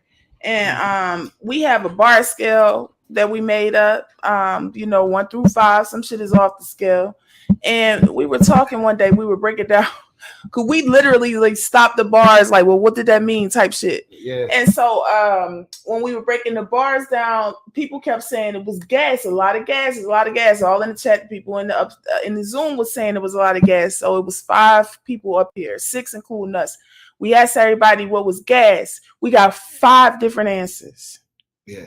So here we are having conversations with each other in these chats, in these different streams, even standing next to each other at a battle. Did we? What? Did we see the interview yesterday with Smack on Dan? Yo, did we see it? Yeah, that was crazy. Did we? Yo, we had no sleep. Do you understand? We have not had much sleep. That interview was horrible. Yeah, but like he said though, he was just up on he's up on Too Real for Battle Rap. Yeah. Shout out Too Real for Battle Rap. Shout out to Harlem. Qua. Yeah, shout out to Qua. Angry Fan pulled up. But they was kind of asking him yo, you missed a bunch of questions that was meant to be asked, shit like that. After telling the people, if you got questions, send a super chat. But I don't think he realized how much was really going on. He ain't really tapped into the culture like that. You feel me? He pulls up cats that he knows of, that's big and outstanding names. He don't seem like a cat that got the app. He probably don't even feel like he don't even got caffeine. You know what I'm saying? He don't even know who Easy is. Yeah. How you don't know the ball? Yeah. How you say I'm not really familiar with Easy. About battle rap, period, and you don't know the ball. Whether you rock with him or not, you gotta know the ball. The boy ain't know the ball. Therefore, you don't have no credibility. How you got credibility? You don't even know who Ball is. Whether you rock with him or not. That in and of itself strikes your whatever credibility you thought you had. You have none, Ball, until you go do your due diligence. Yeah, painting. I see that takes some time right there. Painting the crib. I see you. That's work. But we're not seeing the shit the same way because what I'm thinking, everybody know what an angle is, or everybody know what a scheme, even a bar. Niggas got different definitions for bars. What is a bar? Right. And so we got to start having more conversations about what different people's perspective is on what a bar is, what gas is. That's the curse side of battle rap being an opinionated sport. Yes. Everything is opinionated. There's not that thing it gets down to what a bar is. What is a bar? Right. Opinions. It's like there's no set. That's why judging is such an issue in battle rap. Is there a wide divide in what the terminology means amongst like top tier battle rappers? Do you guys all agree on what gas is? Do you all, or do you know? Have you had that conversation? Or do you? Yes, Sauce. Yes, Sauce. He got him that interview for sure. He thought it was going to be a good look for your boy. And for real, it was. Because he didn't really press him like that. And the one time he did ask the question that Zeus asked, shout out to Zeus for asking the questions that matter. That bull got so emotional. I ain't never seen him that emotional. That bull was clearly bothered. Facts. We all agree on what a bar is. No. Everybody's gonna have their own perspective on everything. Like, what is a reach to some people is fire to others. You know what I mean? And it's just like, and it got to a point for me, like with my opinion, when I give my opinion on certain shit, I started to give my opinion based off. Hold up. This is the last thing I want to say. Did anybody else have a problem with the fact that the boy said he just came from Dubai? Do you know how much it costs to go to Dubai? Yes, Mike said he is still sunburnt. Do y'all know how much it costs to vacation in Dubai while niggas can't even make a sandwich for themselves? He said he went over there just to hit the hookah and get some tea. That was his main objective. Are you serious? To get some original hookah, which I guess they call it something different. I forget what he said the name. Are you serious? And to sip some tea. Y'all was gonna give the bull just a cake. Y'all gave the lawyer boy a cake until we pressed you. You gave the lawyer boy a cake until we pressed you. He wasn't getting flown out nowhere. We pressed him and he got flown out. That's facts. But you had a much more decadent experience than he did. Why you ain't send the boy? If you really had love for the boy like that, why you ain't send him out there? We'd have been way more impressed. Oh shit, he sent you to we'd have been like, yo, that's dope. That's dope as shit. Because like Norms always says, he should be rich by now. He should have been rich. He should have been rich. Not living in no apartment. That made me mad, yo. That made me mad last night. I ain't gonna hold you, yo. That whole interview had me reeling. And clearly, Easy felt the way. We woke up with Easy this morning.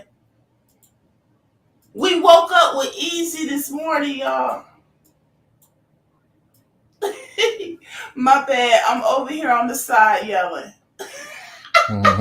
He said, where the other? Who said that? I'm in my robe. Salute. He said, where that other voice coming from? I'm confused. My bad. Peace and blessings. Yeah, it's funny. If somebody pulls it off, yeah. Like it could be like a same one yelling. The one up there on the screen with the ball. That's me. I'm over here yelling. That's funny. I be yelling sometimes, y'all. Passion. Like a bar or a word used in a way that I don't think it should be used or whatever the fuck the case is. But at the end of the day, when you think about it, you're supposed to, like battle rappers, you're supposed to be creative. You know what I mean? You don't got to do the standard shit. Like you don't got to do like what everybody think is just standard to do. Like use a word the same way everybody else is using it. Some people see things different. People got different accents too. Yeah. They can make certain words rhyme that somebody else in another region can't do it. Now, is that a reach? Because if I say it with my accent, it ain't going around. All it makes sense. But if they saying it with their accent, they get away with it. It's fire. So it's really all subjective. I think to eliminate, what a bar is, like we got to give credit to. See how you talk about what a bar is? That's why we wanted to have several battlers here at the same time. We want to continue that discussion because they all got different definitions. Believe it or not, the battlers got different definitions about what a bar and a reach and gas and all that shit is. So how are we really having good conversations about battle rap as far as the battles are concerned? I ain't talking about the tea and the juice and all that. I'm talking about like when we be talking about who won battles. How can we talk about that if we all talking about different shit? Won't even mean the same thing. Facts. Off or not. So it could be a bar that we think like that's not that good, but hey, he pulled it off. He made it sound good. We can't go off of how we feel. He pulled this shit off. You know what I mean? So I think it's an opinionated sport. So until we realize, like, I don't know, we got to be set thing like with the judging and battle rap. If there's not like an official point system, but it's hard to be a point system because what are you going to give points to? Everybody got different opinion on what should be a point. Right, that's a fact. What should be the point? So we never going to agree on what's gas. We're never going to agree on what's a bar. We're never going to agree on what's hot. We're never not. When I say we never going to do it. I mean everybody. All right, we're gonna switch gears a little bit. We may come back to that, John. You know what I'm saying? Everybody want to be God-10. Who said I was stopping right there? Out here, man. We're gonna be out here anyway, so we you know what I'm saying? You feel me? But I hope you stay a while. Yeah, kill should go try to keep you here. Coming. You feel me? But you know what I'm saying? How I got into battle rap was okay, let's start there. In Harlem, at TRex, yo.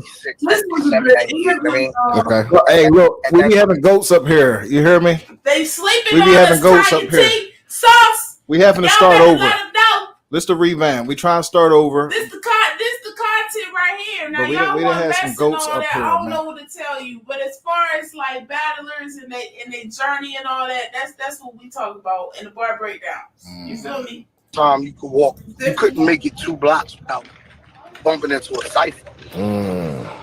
And you could bump into a cipher that could have anybody. It could be Cassidy, it could be Mace and the Locks, X, Big L, Cannabis. Like, damn. you could run into anybody. Because New York, the Mecca, so you got all kind of traffic passing through, plus the cats that's there is doing their thing. So yeah, I could imagine. And a lot of dudes was coming to New York to try to get a deal. You know what I mean? The Beanies, the Gillies, the Cassidy, like all of them, they done spent through. Royce the 5'9" used to live on my block. Danny Myers actually moved to my hood. Fire. Before, so niggas was coming here because this was a place where they could get an opportunity. And battle rap wasn't a big thing in Harlem. Right. Because that was at first people was cypher. You know what I'm saying? Cyphers, fire. Yeah, I definitely remember Cypher days.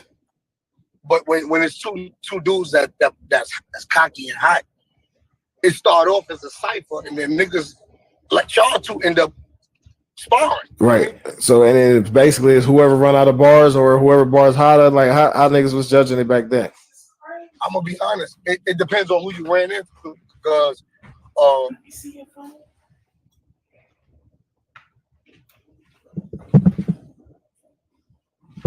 my bad, you good.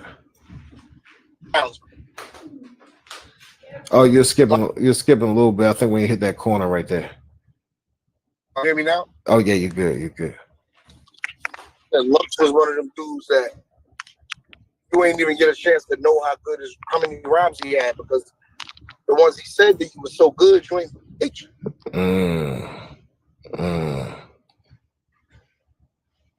Nah, that's fine. Now you said Lux. Huh? Did you say Lux? Because it was skipping a little bit right there when you was I think probably when you hit that corner, but you was talking about Lux just there? Yeah, I was talking about Loaded. Like, oh, okay. It's hard for a person to even get past 3 rounds with Lux. That's a fact. That's a fact. Now y'all had we talking about Harlem. It's broken up in the northwest, east, west, and north, south. How we doing that? When you talk about Harlem, it's really uptown, downtown, because you know, like the west side is bigger than the east side. You feel me? Okay. Fire. I only go to a certain extent. So with the west side, go all through Harlem. So it's hard to compare them. But me and Lux is from different parts of Harlem. Me and Mook is from downtown. But Lux, Clips, Miss Hustle, K-Shine, Head Ice, all from uptown. But me, you know, me, Mook, Swave, Sevah, Tory Doe, IP. I mean, we from downtown. So downtown. You said it always was an uptown. Tomorrow, downtown, right? I was about to ask you, was there a little rivalry going on?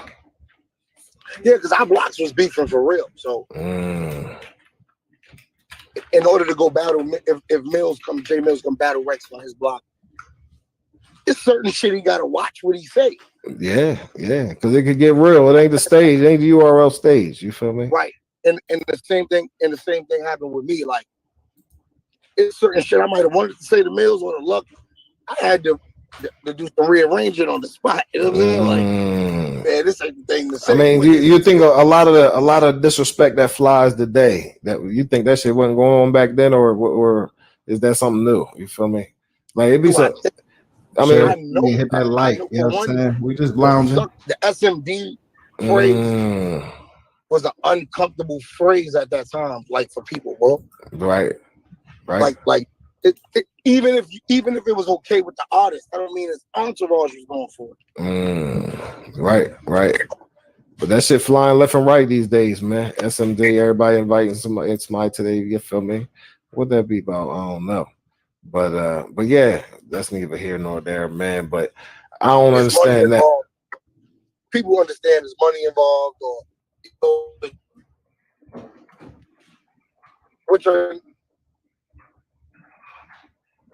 he's skipping it. Fighting. You know what I'm saying?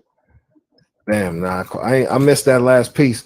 I said I don't feel like the people in the culture should really overdo it. But at that time, certain words was definitely sensitive. Right. And then motherfucker, you might not end up leaving that block in certain situations. You know what I mean? Some cats say some shit these days where you know what I'm saying, you wouldn't have left the block. You feel me? It'd have been but that was for both. That goes back then. It was like both parties that did that. It wasn't no one-sided thing. It wasn't just like,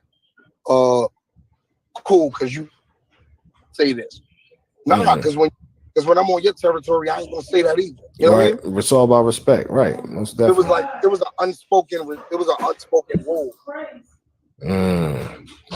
Now, what we want to do, man? I know you kind of in motion, but I know you can kind of hear. I'm about to pull over though. Oh, bet. Because what we about to do, we just want to take a quick journey with you, right? And we do things different over here a little bit, right?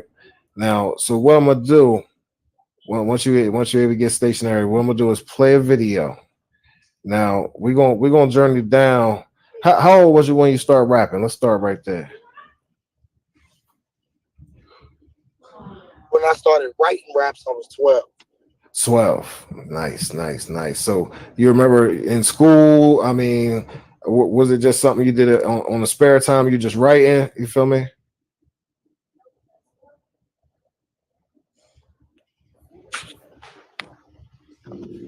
Oh, you hear me better? Oh, hold up. There we go. Okay, we lit.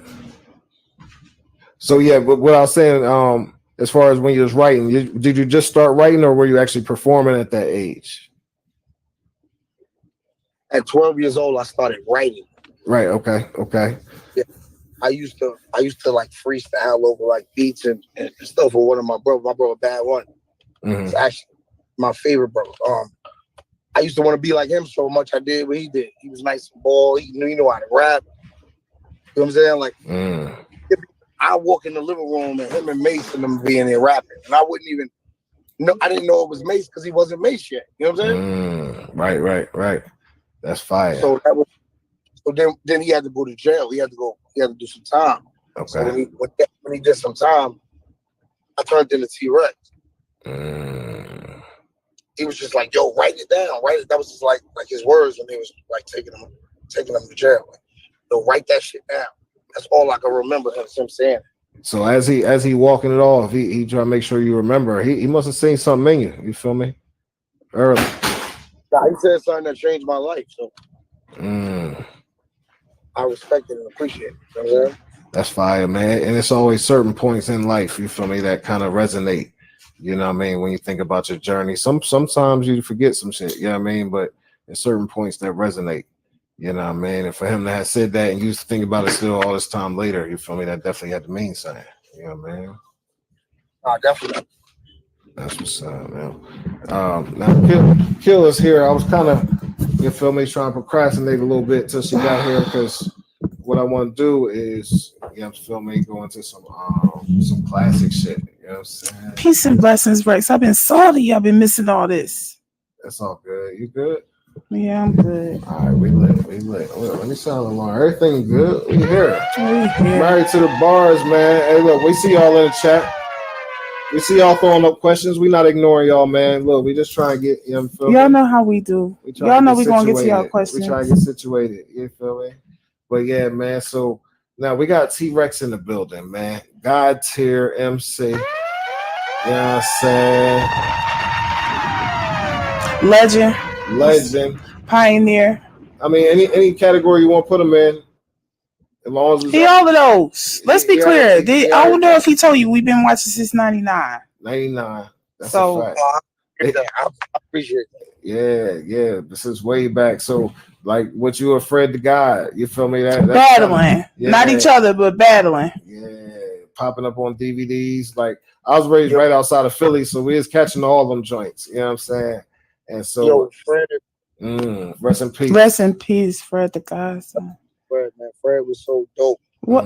He was different, man. I never met nobody as sarcastic as Fred, but also as direct. You know what I'm saying? Facts. You ain't gotta wait for his punchlines. You ain't gotta break it down at all. Also, don't hear it coming either. Sneak up. Yeah. And the way he would take the word and stretch the word to say to, you know, that was different type of entendre right there. Because now the niggas do what they be reaching like. Yeah, those was the similes actually. Yeah. He was king of them similes. That's a fire. Yeah, those was the similes. That's fire. And back then, there's something that remind me of an entendre is the similes. He'll use one word like three different times. Like my teacher said I never brought my project to school, but when it was beef, I brought the whole project to school. Like I had no problems in school. I was embarrassed in class. I didn't know the math problems in school. Like those is just like entendres. Right. It's the same thing. It's just the way that people say them now is a little different. Yeah. So yeah, people got all these titles and definitions of different terms that we use, which is cool because you know what I mean, make sure everybody's on the same page. You feel me? But yeah, we definitely didn't have names for this shit back then. You know what I mean? Not in battle rap, but you know, literary terms. Yeah, you could. You know, as a student of literary arts, I was for creative writing in middle school and shit like entendres, metaphors, simile, and a simile is just like using like as or then, comparing some shit. A metaphor is actually saying something is something. You better talk to these niggas. Hold on, y'all ain't hear that? Yeah. You feel me? You know what I'm saying? She breaks down the science on here, man. You feel me? And that's what we call ourselves Married to the Bars, man, because we here for education, man. We don't want to just talk about if it was fire or if it was ash. We want to break down. Yeah, exactly. You need to be able to talk about it from some frame of reference and some frame of knowledge. Like, don't be judging shit and weighing in so heavily if you ain't in the know. And it ain't nothing wrong with not being in the know. You know what I mean, Rex? Ain't nothing wrong with not being in the know. But you know what? One thing about Rex is that when we ask niggas to do research and go back and pull up back old, you know what I'm saying, old YouTube videos or whatever, they can't feel what was going on in the moment. They don't know what beef was going on, what the tension was in the room, like that type of shit that you could feel in that time. You know what I mean? So I mean, sometimes that impact don't be the same. It can't be the same.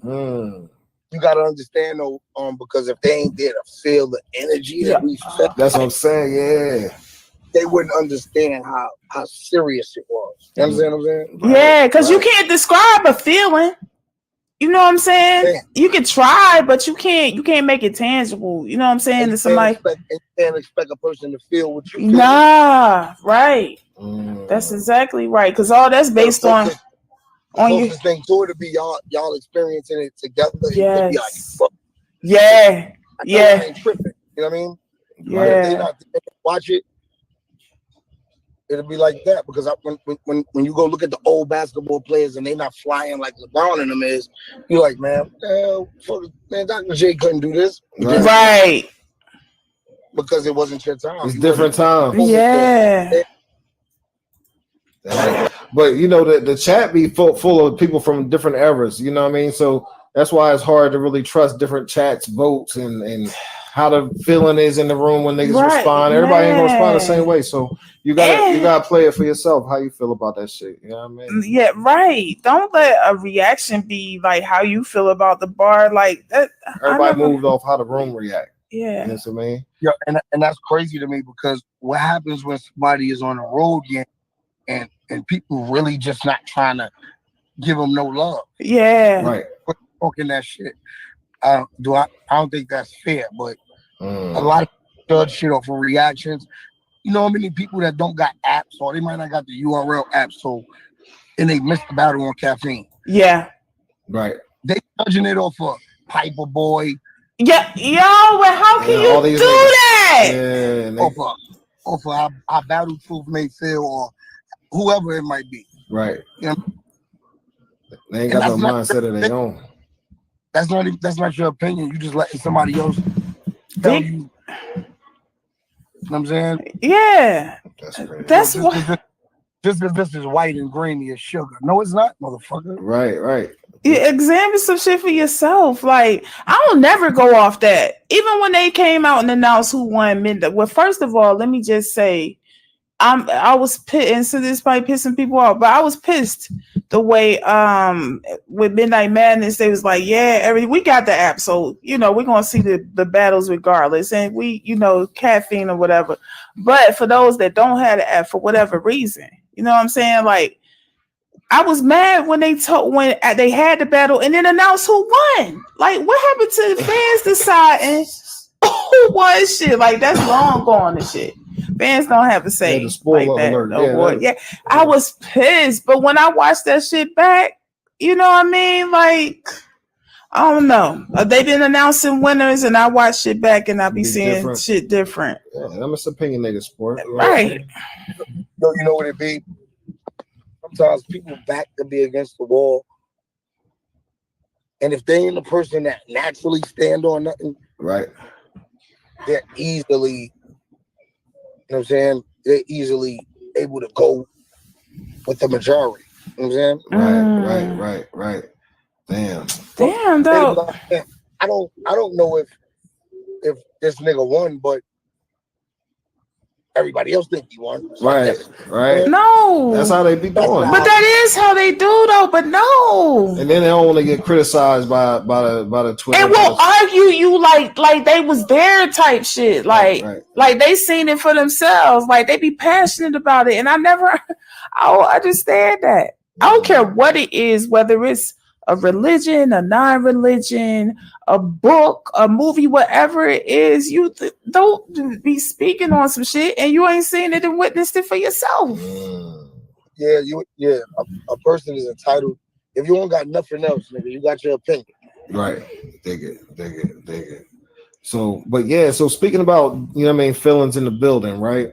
We wanted you to break us down the situation now. So we're gonna go take it back in time a little bit. Can you see my screen? Yeah, I see it. Now, so in this situation, if somebody was to go back and look at this, they might be like, damn, what happened right here?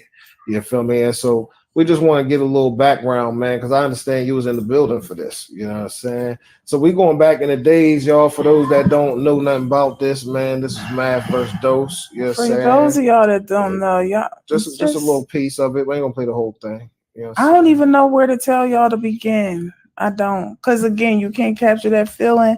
But if you're a new fan, respectfully, you gotta go back to. You can't come in talking about new era niggas is Mount Rushmore. I don't like the Mount Rushmore conversation personally. Yeah. Top 4, top 5. That's gonna change anyway. It's gonna fluctuate year to year, month to month. For real. Yeah, but if it's a Mount Rushmore, that means to me, I took that literally, Rex. Was I not to take that literally? Your Honor said I shouldn't have took that literally. Mount Rushmore mean it don't change ever. It's etched in stone. Is that when you that's the way I took Mount Rushmore? Do you agree with that? That's the way I feel about it. That's what you feel about it. You know, so, like these can't come down. Right. So then that means you can't change it every year. You got to just stick with it. See, my thing is, I don't think you can change it, but I can understand a person's perspective if they didn't grow up with it. Right. Feel me? Because if I don't, you can't be mad at me for not knowing. Right. But when you do hear about it, I could be mad that you ain't even trying to find out. Trying to research. That's the thing, right? Yeah. You might not get the full understanding of the situation, but you at least. You know what I'm saying? Listen to the bars and judge them. You know what I'm saying? Bars. That's what you're supposed to do. But even bars evolve. So it's like, it's crazy. It's crazy how to go back and research. Well, let's check this out, man. This is, I think it's the first round. Fresh. What up? First to God. I had stepped away for a second. Now, how y'all feel about the Mount Rushmore? Is Mount Rushmore something that changes? Or is it like the literal Mount Rushmore? Because whenever cats talk about Mount Rushmore, I think about the literal one. And the same cats that's on it now was always the ones that was there. Like, won't be chipping cats out and then, carving new cats in. So when you talk about Mount Rushmore battle rap, to me, that shouldn't change. And if it is changing, then we need a new analogy then. Because Mount Rushmore don't change. Nah, it's got to be 4 cats, you know what I'm saying, that is engraved in stone, which means if it's engraved in stone, you can't keep switching it up, you know what I'm saying? So, I mean, who on y'all Mount Rushmore? Cats be switching it up depending on their mood and whatnot. Like, what's good, Fresh? I don't think Music that's how Junkies, it's follow meant to you be. Junkies podcast. Fresh and all to that. God. Big peace and blessing. People have their own picks that don't change, but everybody's picks are different. I agree with that, and I don't have no problem with that. And then, is it regional though, or is it just like battle rap as a whole? Because a lot of people try to say, "Well, this one put that region on, and this one put that region on," but is Rushmore like say the original Rushmore don't break down into who started what and what state and this, that, and the third. They just based off of who started the country. That's why, for real, I wish we had a different analogy in a way. So yeah, it's tough. It's tough.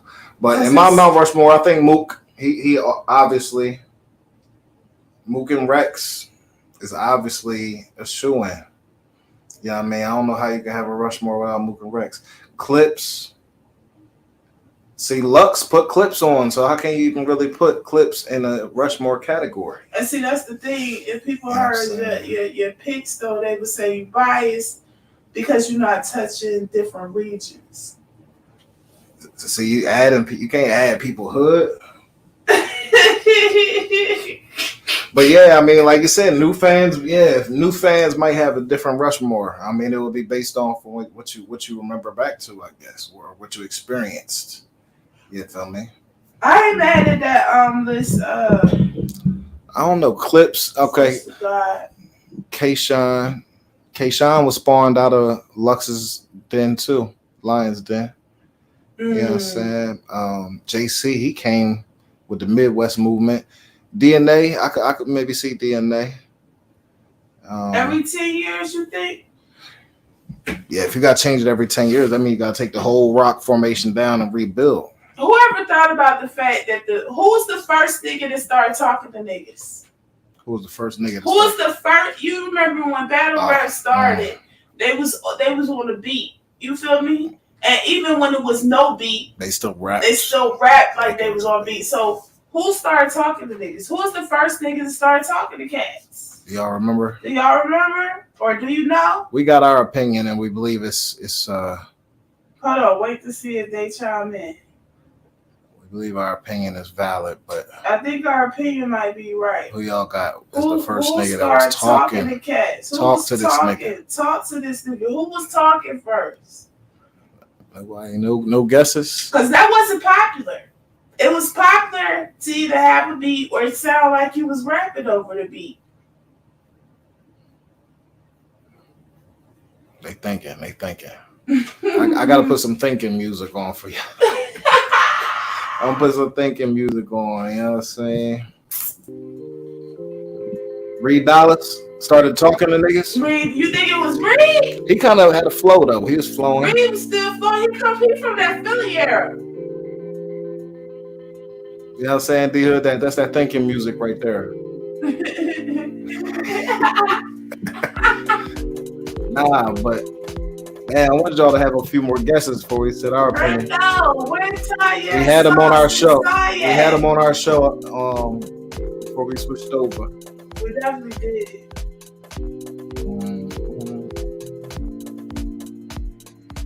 He battled Murder Mook. He locked up now, I think. The question, who started talking to niggas? Like, you know, everybody always had a flow back in the day. They was spitting. But then there was a battle rapper that came out and slowed it down and was really like talking to niggas. And then everybody.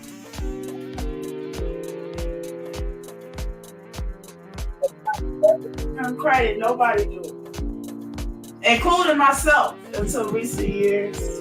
Some people say, well, I ain't gonna say some people say, but the multiple choice came from him as well. Yeah. It did though. I mean, that's a big hint right there. Y'all been tapped into battle rap at multiple choice. Who started multiple choice before John John? John smacked. Yo! John smacked the ball for the multiple choice, y'all. Yo, I never thought about it. The same way Smack tried to say he the creator and the godfather. John smacked the ball for the multiple choice. Nah, wasn't Conceited. That's crazy. Conceited was talking to niggas too, though, but it was even before him. Yeah, before him. I don't know when Conceited actually came out, but I'm pretty sure that this dude was before him. Oh, God, yeah. Way before him. No more guesses? All right, we're going to have to give it to y'all. So, he's locked up currently. This why the Slightly boy need to be in here, because I would love to hear who he feel like started talking to cats first. He says, you know everything. Who started talking to cats first? New York ball. Who started? I think he was on the Lions then, wasn't he? Was he on the Lions then? Yeah. Grind Time, one of them Jones.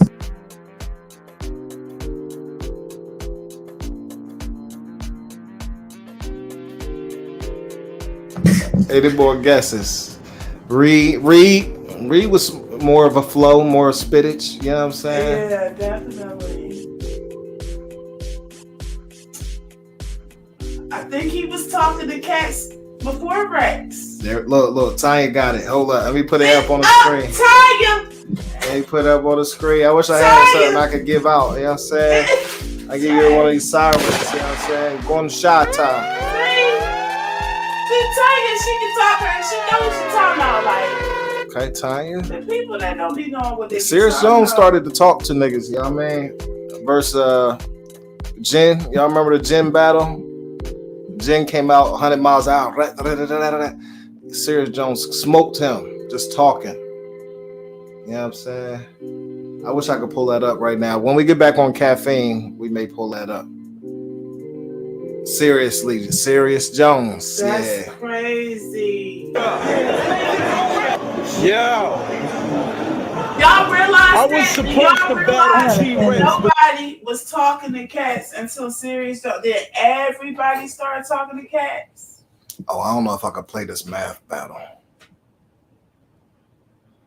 I don't think I played the whole thing. I think I just played that front part. He was scared. But since he ain't here, you got the what's name? I'll put the music back up. Yeah. I can't slow this down though. Oh, but you don't got the fair use joint. And then I don't got the fair use. So I pop the fair use joint up right here, boom. And then I put the music on here, boom. Cause everybody knew that wasn't true. Easy. That's why they going crazy. What's good, D Money?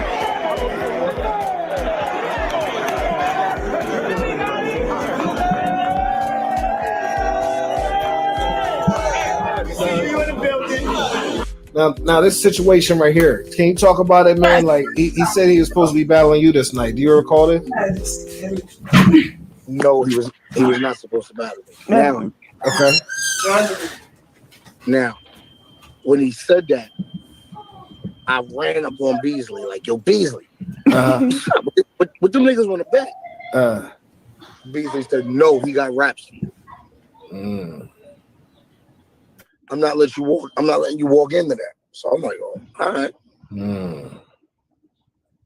And we was supposed to be scheduled ever since then. Like, but they was telling him that it was supposed to be a battle with you, but they wasn't telling you. Was that what happened? There was some disconnect on the communication, or? Nah, from my understanding, he wanted me. Right, he's calling him out. Even then, and at least where I'm from, Tri-State Philly, like anywhere close to where I was from, they knew I was like that. Yeah.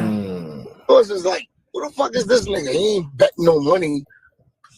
Beasley and them knew I wasn't just battling that nigga for free. Like, right. Me and Un wasn't for free. Like, that wasn't really my thing. Like, we used to gamble. So I said that to Beasley. He was like, nah, we're gonna put it together. And then, I'm like, all right, I spent on Beasley, Mav rapped or whatever. Then him and Dose got into the fight. Dig it. So that led to, from what I understand, was this the first URL event? You versus Mav? Yeah, it was the first URL event ever. Now, so I hope y'all listening in the chat, man. We try to get a little education, a little history, man. You feel me? So Smack DVD. Say it again. A lot of the other battles were Smack DVD. Smack DVD. The joints that he used to play just at the end, kind of. You feel me? Like it wasn't even no whole DVD of battles. It was just, you know what I mean? Or was he putting out whole DVDs of battles? Or I'm trying to recall, man. I remember it was back in the day. Right, just at the end. Yeah, facts. That's a fact. Man, I remember fucking New York versus Philly and all this shit. Like when you chat. Do you guys remember what Theron said to me? Do you remember the last thing that Theron asked me before she just went all the way left? Do y'all remember what Theron said to me? Theron said, I don't remember no battles on Too Raw for the Streets. The battle was on the Smack DVD. That's what Theron said.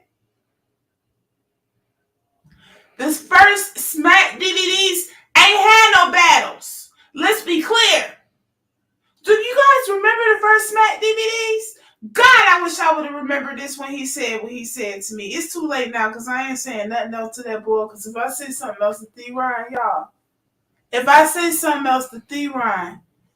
I might lose my ability to be talking in the chats, period. So I'm just gonna let him. He could do whatever. He could say whatever he want to say from here on out, and everybody else could just say what they want to say. The bull said it wasn't no battles on the Too Raw for the Streets DVDs. When Smack DVDs first came out, there was no battles on them joints. It was up and coming artists and interviews. Music, you might get a freestyle here and there. The DVDs was out for a while before he started putting battles at the end. At the end of the DVD, at the end. Y'all remember that? It was at the end of the DVD. But yet, Theron today is asking me, I don't remember no battles being, and everybody in the chat was telling him, yo, Hollow Man versus Ness was on there. Cicero battled on Too Raw for the Streets. The Bull Stills K. Walker, they battled on Too Raw for the Streets. I forgot all about that, y'all. See, that's why it's good to keep the files. Go ahead, babe. Didn't you battle Reed way back? Or was it just that most recent jump? No, me and Reed battled at the studio years. We was like 14, 15. Exclusive. Yeah, I thought I saw some footage about that. So that never was released. Footage ever came, nobody ever saw it though. Oh, okay. But the God might be the only person that really had the footage. That's the video I seen where you say Freddie guy got the footage. That's the one I seen. Damn. So, but the way he was talking kind of heavy, like it was kind of one-sided. Oh, that you versus Reed that first time. You remember it, or you remember how it kind of went? Reed ran out of rhymes. Okay. Or he started like going into his songs, I guess. Right. What fucked him up is he started doing like a hook, and he did it twice. So like niggas took like at that time shit like that nigga took points away from him. Even if it's a rhyme that's for anybody, at the supposed to make it like it's for him. That was just something that we just knew to do. It was like we ain't supposed to. I know I didn't write this rap with your name in it, but I'm gonna improvise for the moment. You know what I'm saying? Dig it. And that was the personal we got. But after that, Reed ran out of rhymes. So ran out of rhymes. But y'all was young boys, so y'all was able to do that again, which is crazy. You know what I'm saying? All these years later. But Reed one of my favorites, man. Fire. That's fire to hear you say that, man. Because it was a big. I know it was a big thing. New York versus Philly back then. That shit was like tense at times. You know what I mean? So I mean, you versus NH, like that. I remember just the feeling of I wasn't in the building, but I felt like I was in there. You know what I mean? Like anything could jump off. It felt like that. You know what I mean? Did you feel like that? Like something could jump off in this motherfucker? Like you was looking fearless in that joint. He always looked fearless, though. I was about to say, that's the name of my name of my block is No Fear. So ask anybody from the city, they'd be like, "Oh, you from 12? Oh, No Fear." That's what they're gonna say. That's crazy. That's fire. That's my block. So if I'm gonna be honest, anything I'm scared to do, why even go do it? Don't even do it. Right. Dig it. That's fine. Yeah, like why even do it? That's let's play just a little snippet of this right here. This is the first URL event, man. I know y'all don't know nothing about this. Did y'all know this was the first joint? First joint. Y'all was headline this card, I think. Yep. Headline. You feel How me? about the car that he be driving with no? How he not Mount Rushmore? And his nerves is jumping. Never mind. Talk about it. I'm saying we just told y'all this is the first video URL event battle classic. Okay, let's go. Fire. Yo, before I say anything, I'd like to give a rest in peace to Polo Doe, my cousin Lil John. Rest in peace, my little nigga. I got you, boy. All right, but before I get into like any battling with you, everybody know that you should be battling with me, not battling with Mook. I was supposed to battle TRex, but he was scared. Y'all remember that? Thirsty to kill him. I called smack like where that nigga at. Mook said, don't pay him no mind, Rex, that nigga whack. And all that swinging on you shit'll get that nigga clapped. Now. He thinking about it. He say you thinking about it? Look at his face. He definitely think about it. He definitely think His about it. poker face ain't like Rex face. Yeah, but yeah, so man, you remember this day, man? It seemed like it's an ancient history at this point, huh? Nah, hell no. I remember that day like yesterday. Where? So it was Halloween. Uh-huh. It was Halloween. My little cousin had just passed away. And I still had to go fight because this is the first time niggas really got a up front and a back. You know what I'm saying? So it's like, yo, I just gotta go do that to get the other things off my mind. So in Midtown Manhattan. It was in Midtown Manhattan. I remember Star from Starbuck Wild. He was calling me like, man, where the fuck are you, man? I'm waiting on it. I'm like, all right, I'm on my way. And I pulled up, and everybody got in free. They just checked. They patted niggas down or whatever. They let niggas in, and then the car started. They did ciphers first, actually. They did ciphers, and different niggas was in ciphers. Well, but how did it lead from the issue in the gym to the first URL car? Smack was already kind of putting that together, and y'all situation happened right around the same time, or you feel me? It took me and Mav like 2 years. Wow. 2 years. Almost 3. It took like 2 years because at this point we started realizing how many DVDs was getting sold. And realizing how much we was really getting. And if we ain't gamble or put our own money up, we ain't get shit at that time. But meanwhile, your craft being sold though. Right. And you don't even get a free DVD when it come out. You gotta go buy it. What the what? Damn. What? Your own shit? I'm telling you. You'll get a call from one of your homies like, yo, they got you killing that nigga on the back of that smack joint, bro. Like, that's how you'll find out it's out. What? That's crazy. But things done changed though. That was, you know what I'm saying? Yeah. So this been going on, y'all. They've been pimping cats. So this pimping. They've been doing this. Ooh, yo, we gotta make a reel out of this. Yeah, that's why Smack been going to Dubai and shit, nigga. Yo, we gotta make a dang on reel out of this. The hood. When they realized niggas wasn't going for that no more, they had to get more professional. Right. And we was doing something like, yo, tell them niggas to bet this amount of money. And they was just like, yo, nah, things can go left. People don't like losing money in this, you know what I'm saying? So they wasn't into it. So I'm like, man, I'm not moving for under this. And then they came to me with $5,000. 5 racks. Wow. Okay. Good. Now that was unheard of back then, though.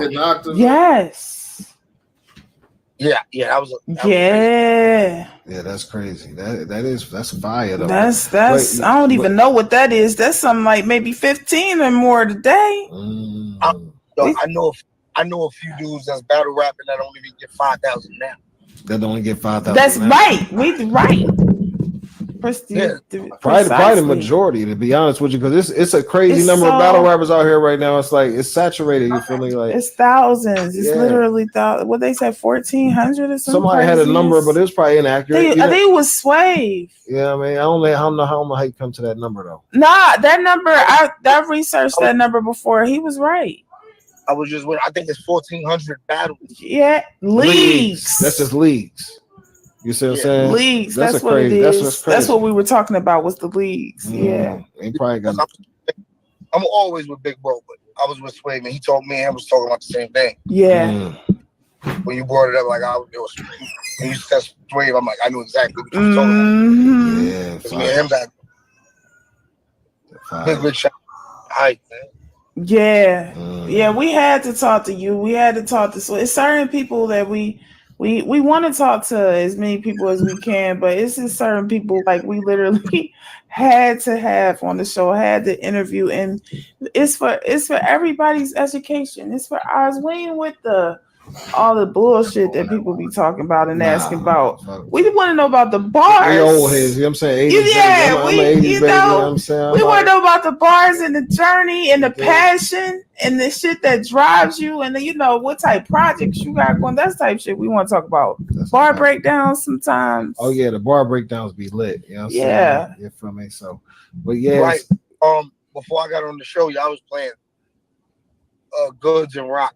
Yeah, classic. I caught it like around Goods verse, and then I caught Rock next verse. Mm-hmm. Them niggas was fighting. They were. That was a dog fight. That's what we play bars up here, man. You feel me? Shouts to my brother Goods, of course. Tay-Rod, you know, it's always love, nigga. Shouts to them for that. That was one of those. It was. That thing was beastly. You feel me? And we had it 2-1 with Rock, but it was an edge. But not only that, like you can argue it either way. That's what I said. That's just Pete. You know what I mean? Y'all see we ain't asked no personal, you know what I mean, baby mama drama, none of that. We just want to know about the history, the bars, the rap. I mean, the history. Because the chat was split on who won. We like who won, y'all. You know. So when you speak on those two kind of completely different battle rappers. Different. Completely. So you're kind of gonna always get a split decision. It's right, because that's more preference shit. Or lean towards more with I'm saying what you like or moves you. Yeah. Right. Say, Rock got the kind of shit that I want to hear. Yeah. But I do shit good saying too. Right. Because I seen what he do to the niggas that say the shit I want. I said that. Did I not say the same shit to you earlier? Yeah. I take them kind of niggas apart all the time. Yeah. And I knew Good years. Like, me and Goods battled for about 2 hours when I met him. Fire. And we was good since that day. Yeah. Like 99. You gotta respect a nigga after battling 2 hours, like that. Man, for real. When I used to watching them ciphers back in the day with like him, Goods, Fred, whoever, all would be in that what's the one boy, the dark skinned boy? Fox. Yeah. And all them boys in the cipher or whatever, it just seemed like they was all sharpening each other. Yeah. Like watching in them ciphers, you had to wonder, like, damn, these niggas probably just be barring just period. Just while the camera, clearly y'all do while the camera ain't on, just but them ciphers was legendary. Them ciphers in the 90s, 2000s, that's how that shit started though, right? Ciphers. Yeah, it was dangerous. Yeah, man. So bar heavy. It was dangerous, yeah. It was like, it was people like Big L in them ciphers, man. Like Big L, shouts out, rest in peace, man. Of course, shouts to L, man. They got the block named after him, man. So I saw that. That was amazing. That's dope. L, but you have people like L there. You ain't even want to play yourself in rap if you ain't had that shit. You would embarrass yourself, right? In front of the greatest. Yeah, you don't want to do that. I think a Big L said, I'm so ahead of my time. He said, I'm so ahead of my time. My parents haven't met yet. Yeah, that's crazy. Yeah, his shit was crazy different, you know what I mean? But that's crazy. And man. He was, though. Well, shit. That's crazy. I think you can say that right now. And still a hit. Right. Some lines and entendres and wordplay and shit is just timeless. Timeless. That's a fact. It don't get old. Now let's get into this next drum. We're gonna go way back on this one, Rex. You feel me? Can you hear that? You hear that? Mad Cyphers. Mad Cyphers. All right, bet. Yo, this how the war start. First you was talking, your teeth gone. Know you on the block, gotta watch you beat, dog. You know I keep that heat in the past. Look at how young he is, though. We know who you beat, dog. Go. No, Rex, you hear me? His niece gone. His options is evilly crippled or retard. His pocket and bullets ahead of me need arms. Start shaking when he finally opened them up. He's so safe. Doctor said increase the vultures with no patience. Second letter doctor, there's no patience. I ain't got time for beef. Let a nigga talk, he gon' get stopped and beat right in front of his aunts and niece. Name a nigga in these streets that really won't roll with tea. I keep my word on tongue, cause you know these fags is watching. Heard him cutting up more cakes than Baskin Robbins. Rex a con artist and I'm good at snatching wallets. For my chick, that's the way she styling stockings. When she shopping, she always like bags of Prada. I don't mind, but she the one that bags the product. A fight is a fight. Dog, you lose, you front. My talk reason to teach, but you lose your fronts. I been out of tooth for months. Jaw broken in half. His clown ass can't chew his lunch. Man, the tires what you used to pump, I used to pump. Them cop slugs just to use the pump. And come to go into parties, I was used to crump. And come to fat pockets, I was used to plump. I'm usually snuffing niggas. You usually snuff. Don't let them 4-4s remove your guts, motherfucker. Hold up, Young Rex. That's crazy though. Like Young how old were you? Young Face Rex. How old were you? 15. 15? Yeah, young boy. He looked like he been doing it for a minute at that point, though. You feel me? I mean, that's clear. He looked 15. Tell me about this young boy right here, man. But the bars, Young Rex. Yo, that nigga right there, bro. Yo, he didn't want to do nothing else but rap. It's apparent. Like I didn't care. You know, like a lot of niggas lose their passion for basketball, rap, or whatever they was doing when they start dealing with girls. You know what I'm saying? Nothing stopped me. None of that got in the way. Like, nah, I gotta go to the studio. Right. Nah, I'm going to town to see if niggas on 45th rapping or it was just what I wanted to do. I'm from 112. I used to walk all the way uptown. I was a little nigga. I just would walk uptown and find ciphers, bump into niggas rapping 15, 20 times a day. Damn, just walking home from the store, you run into a nigga, it's a cipher time. It's time to battle. Let's get it. Lux block and my block was beefing. So my block couldn't come to his block, but they couldn't come to mine either. Okay. Ask Lux. I used to be on this block. Where Pop at? Tell him come out Rex out here. Yeah, I want to rap. They looking at me like, yo, this nigga from downtown, he's bugging. Right. But you thinking about the crowd, you fuck everything else. Like it's bars over everything. Damn, he literally just had bars oozing out. It sounds like, yeah. And then Jay Mills is from uptown too. So you can fuck around and bump into Lux and then bump into Mills after. So you gotta have clips. You gotta have clips. Damn. Yeah, you gotta be clipped up. Somebody say you write like 3 songs a day back then. Like, is this true? Like, how often was you writing? Every day, pen to the paper? That's a fact. That was my number. My number used to be 3 songs a day. Damn, I wish I could write. That's dedication right there. Man. That's dedication right there. And then that way, I heard you talk about having a little backup joint just in case you make shit don't work out. You got one in the tuck. Because 90% of that music y'all never heard. You know what I'm saying? Right. You know, so when you know, a lot of people say, yo, Rex, all the mixtape bars, that came from Goods and Shine, man. And clips. Because they know I recorded so much, but I didn't put it out to where that become. You know what I'm saying? Just a little sneak peek. A little sneak peek of the exclusive. This what type of time we on? We just trying to take y'all back a little bit. You know what I'm saying? We've been doing this for about 3 years. You know what I'm saying? So we got a lot of good Bane footage. You know what I'm saying? Right? And so we're going to keep rolling it. But yeah, so, you know what I'm saying? We just wanted to tap in with y'all for a hot minute on this fine Friday. We all needed a break from the chaos. There's been a lot of drama, so we just wanted to ease y'all mind with some, you know what I'm saying, good interview, some bars. You know what I mean? EMT, salute, D Hood, salute, Tanya T, all y'all. We appreciate y'all. I mean, Repo, what so up? So much. I mean, seriously. And whoever else might be in here, the Sauce pulled up today. You know what I mean? Music Junkies, Fresh to God, been in this joint. You know what I mean? Salute to him. And Sandy Adams even came through. Man, salute to her. But yeah, man, we gonna tap out, man. We've been on here for a little minute. And we're gonna see who the next live is. Who gonna be the next live to get it popping? We know we're gonna be in the chat representing. And, you know, we might go live a little later. What you think? We might. I don't know. We supposed to be getting on the road, but we trying to figure it out. We trying to figure it out. The Sauce, there he is. Salute. I'd have made y'all moderators because y'all represented the first show heavy, and they know they battle rap and shit like we that. We know y'all ain't gonna let nobody talk too crazy off of it here too. Facts.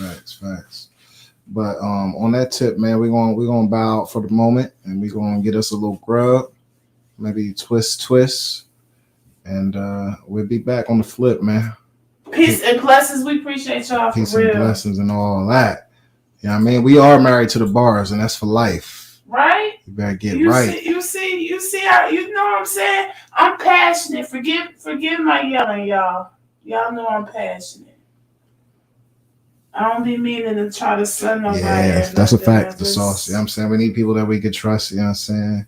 And we all family too. Like, we ain't gonna be selective with the mods. If we trust you in the chat, you can moderate it. Like, you know what I'm saying? I know a lot of chats have one or two. Look, we need a squad. We need a squad to get it done. Peace.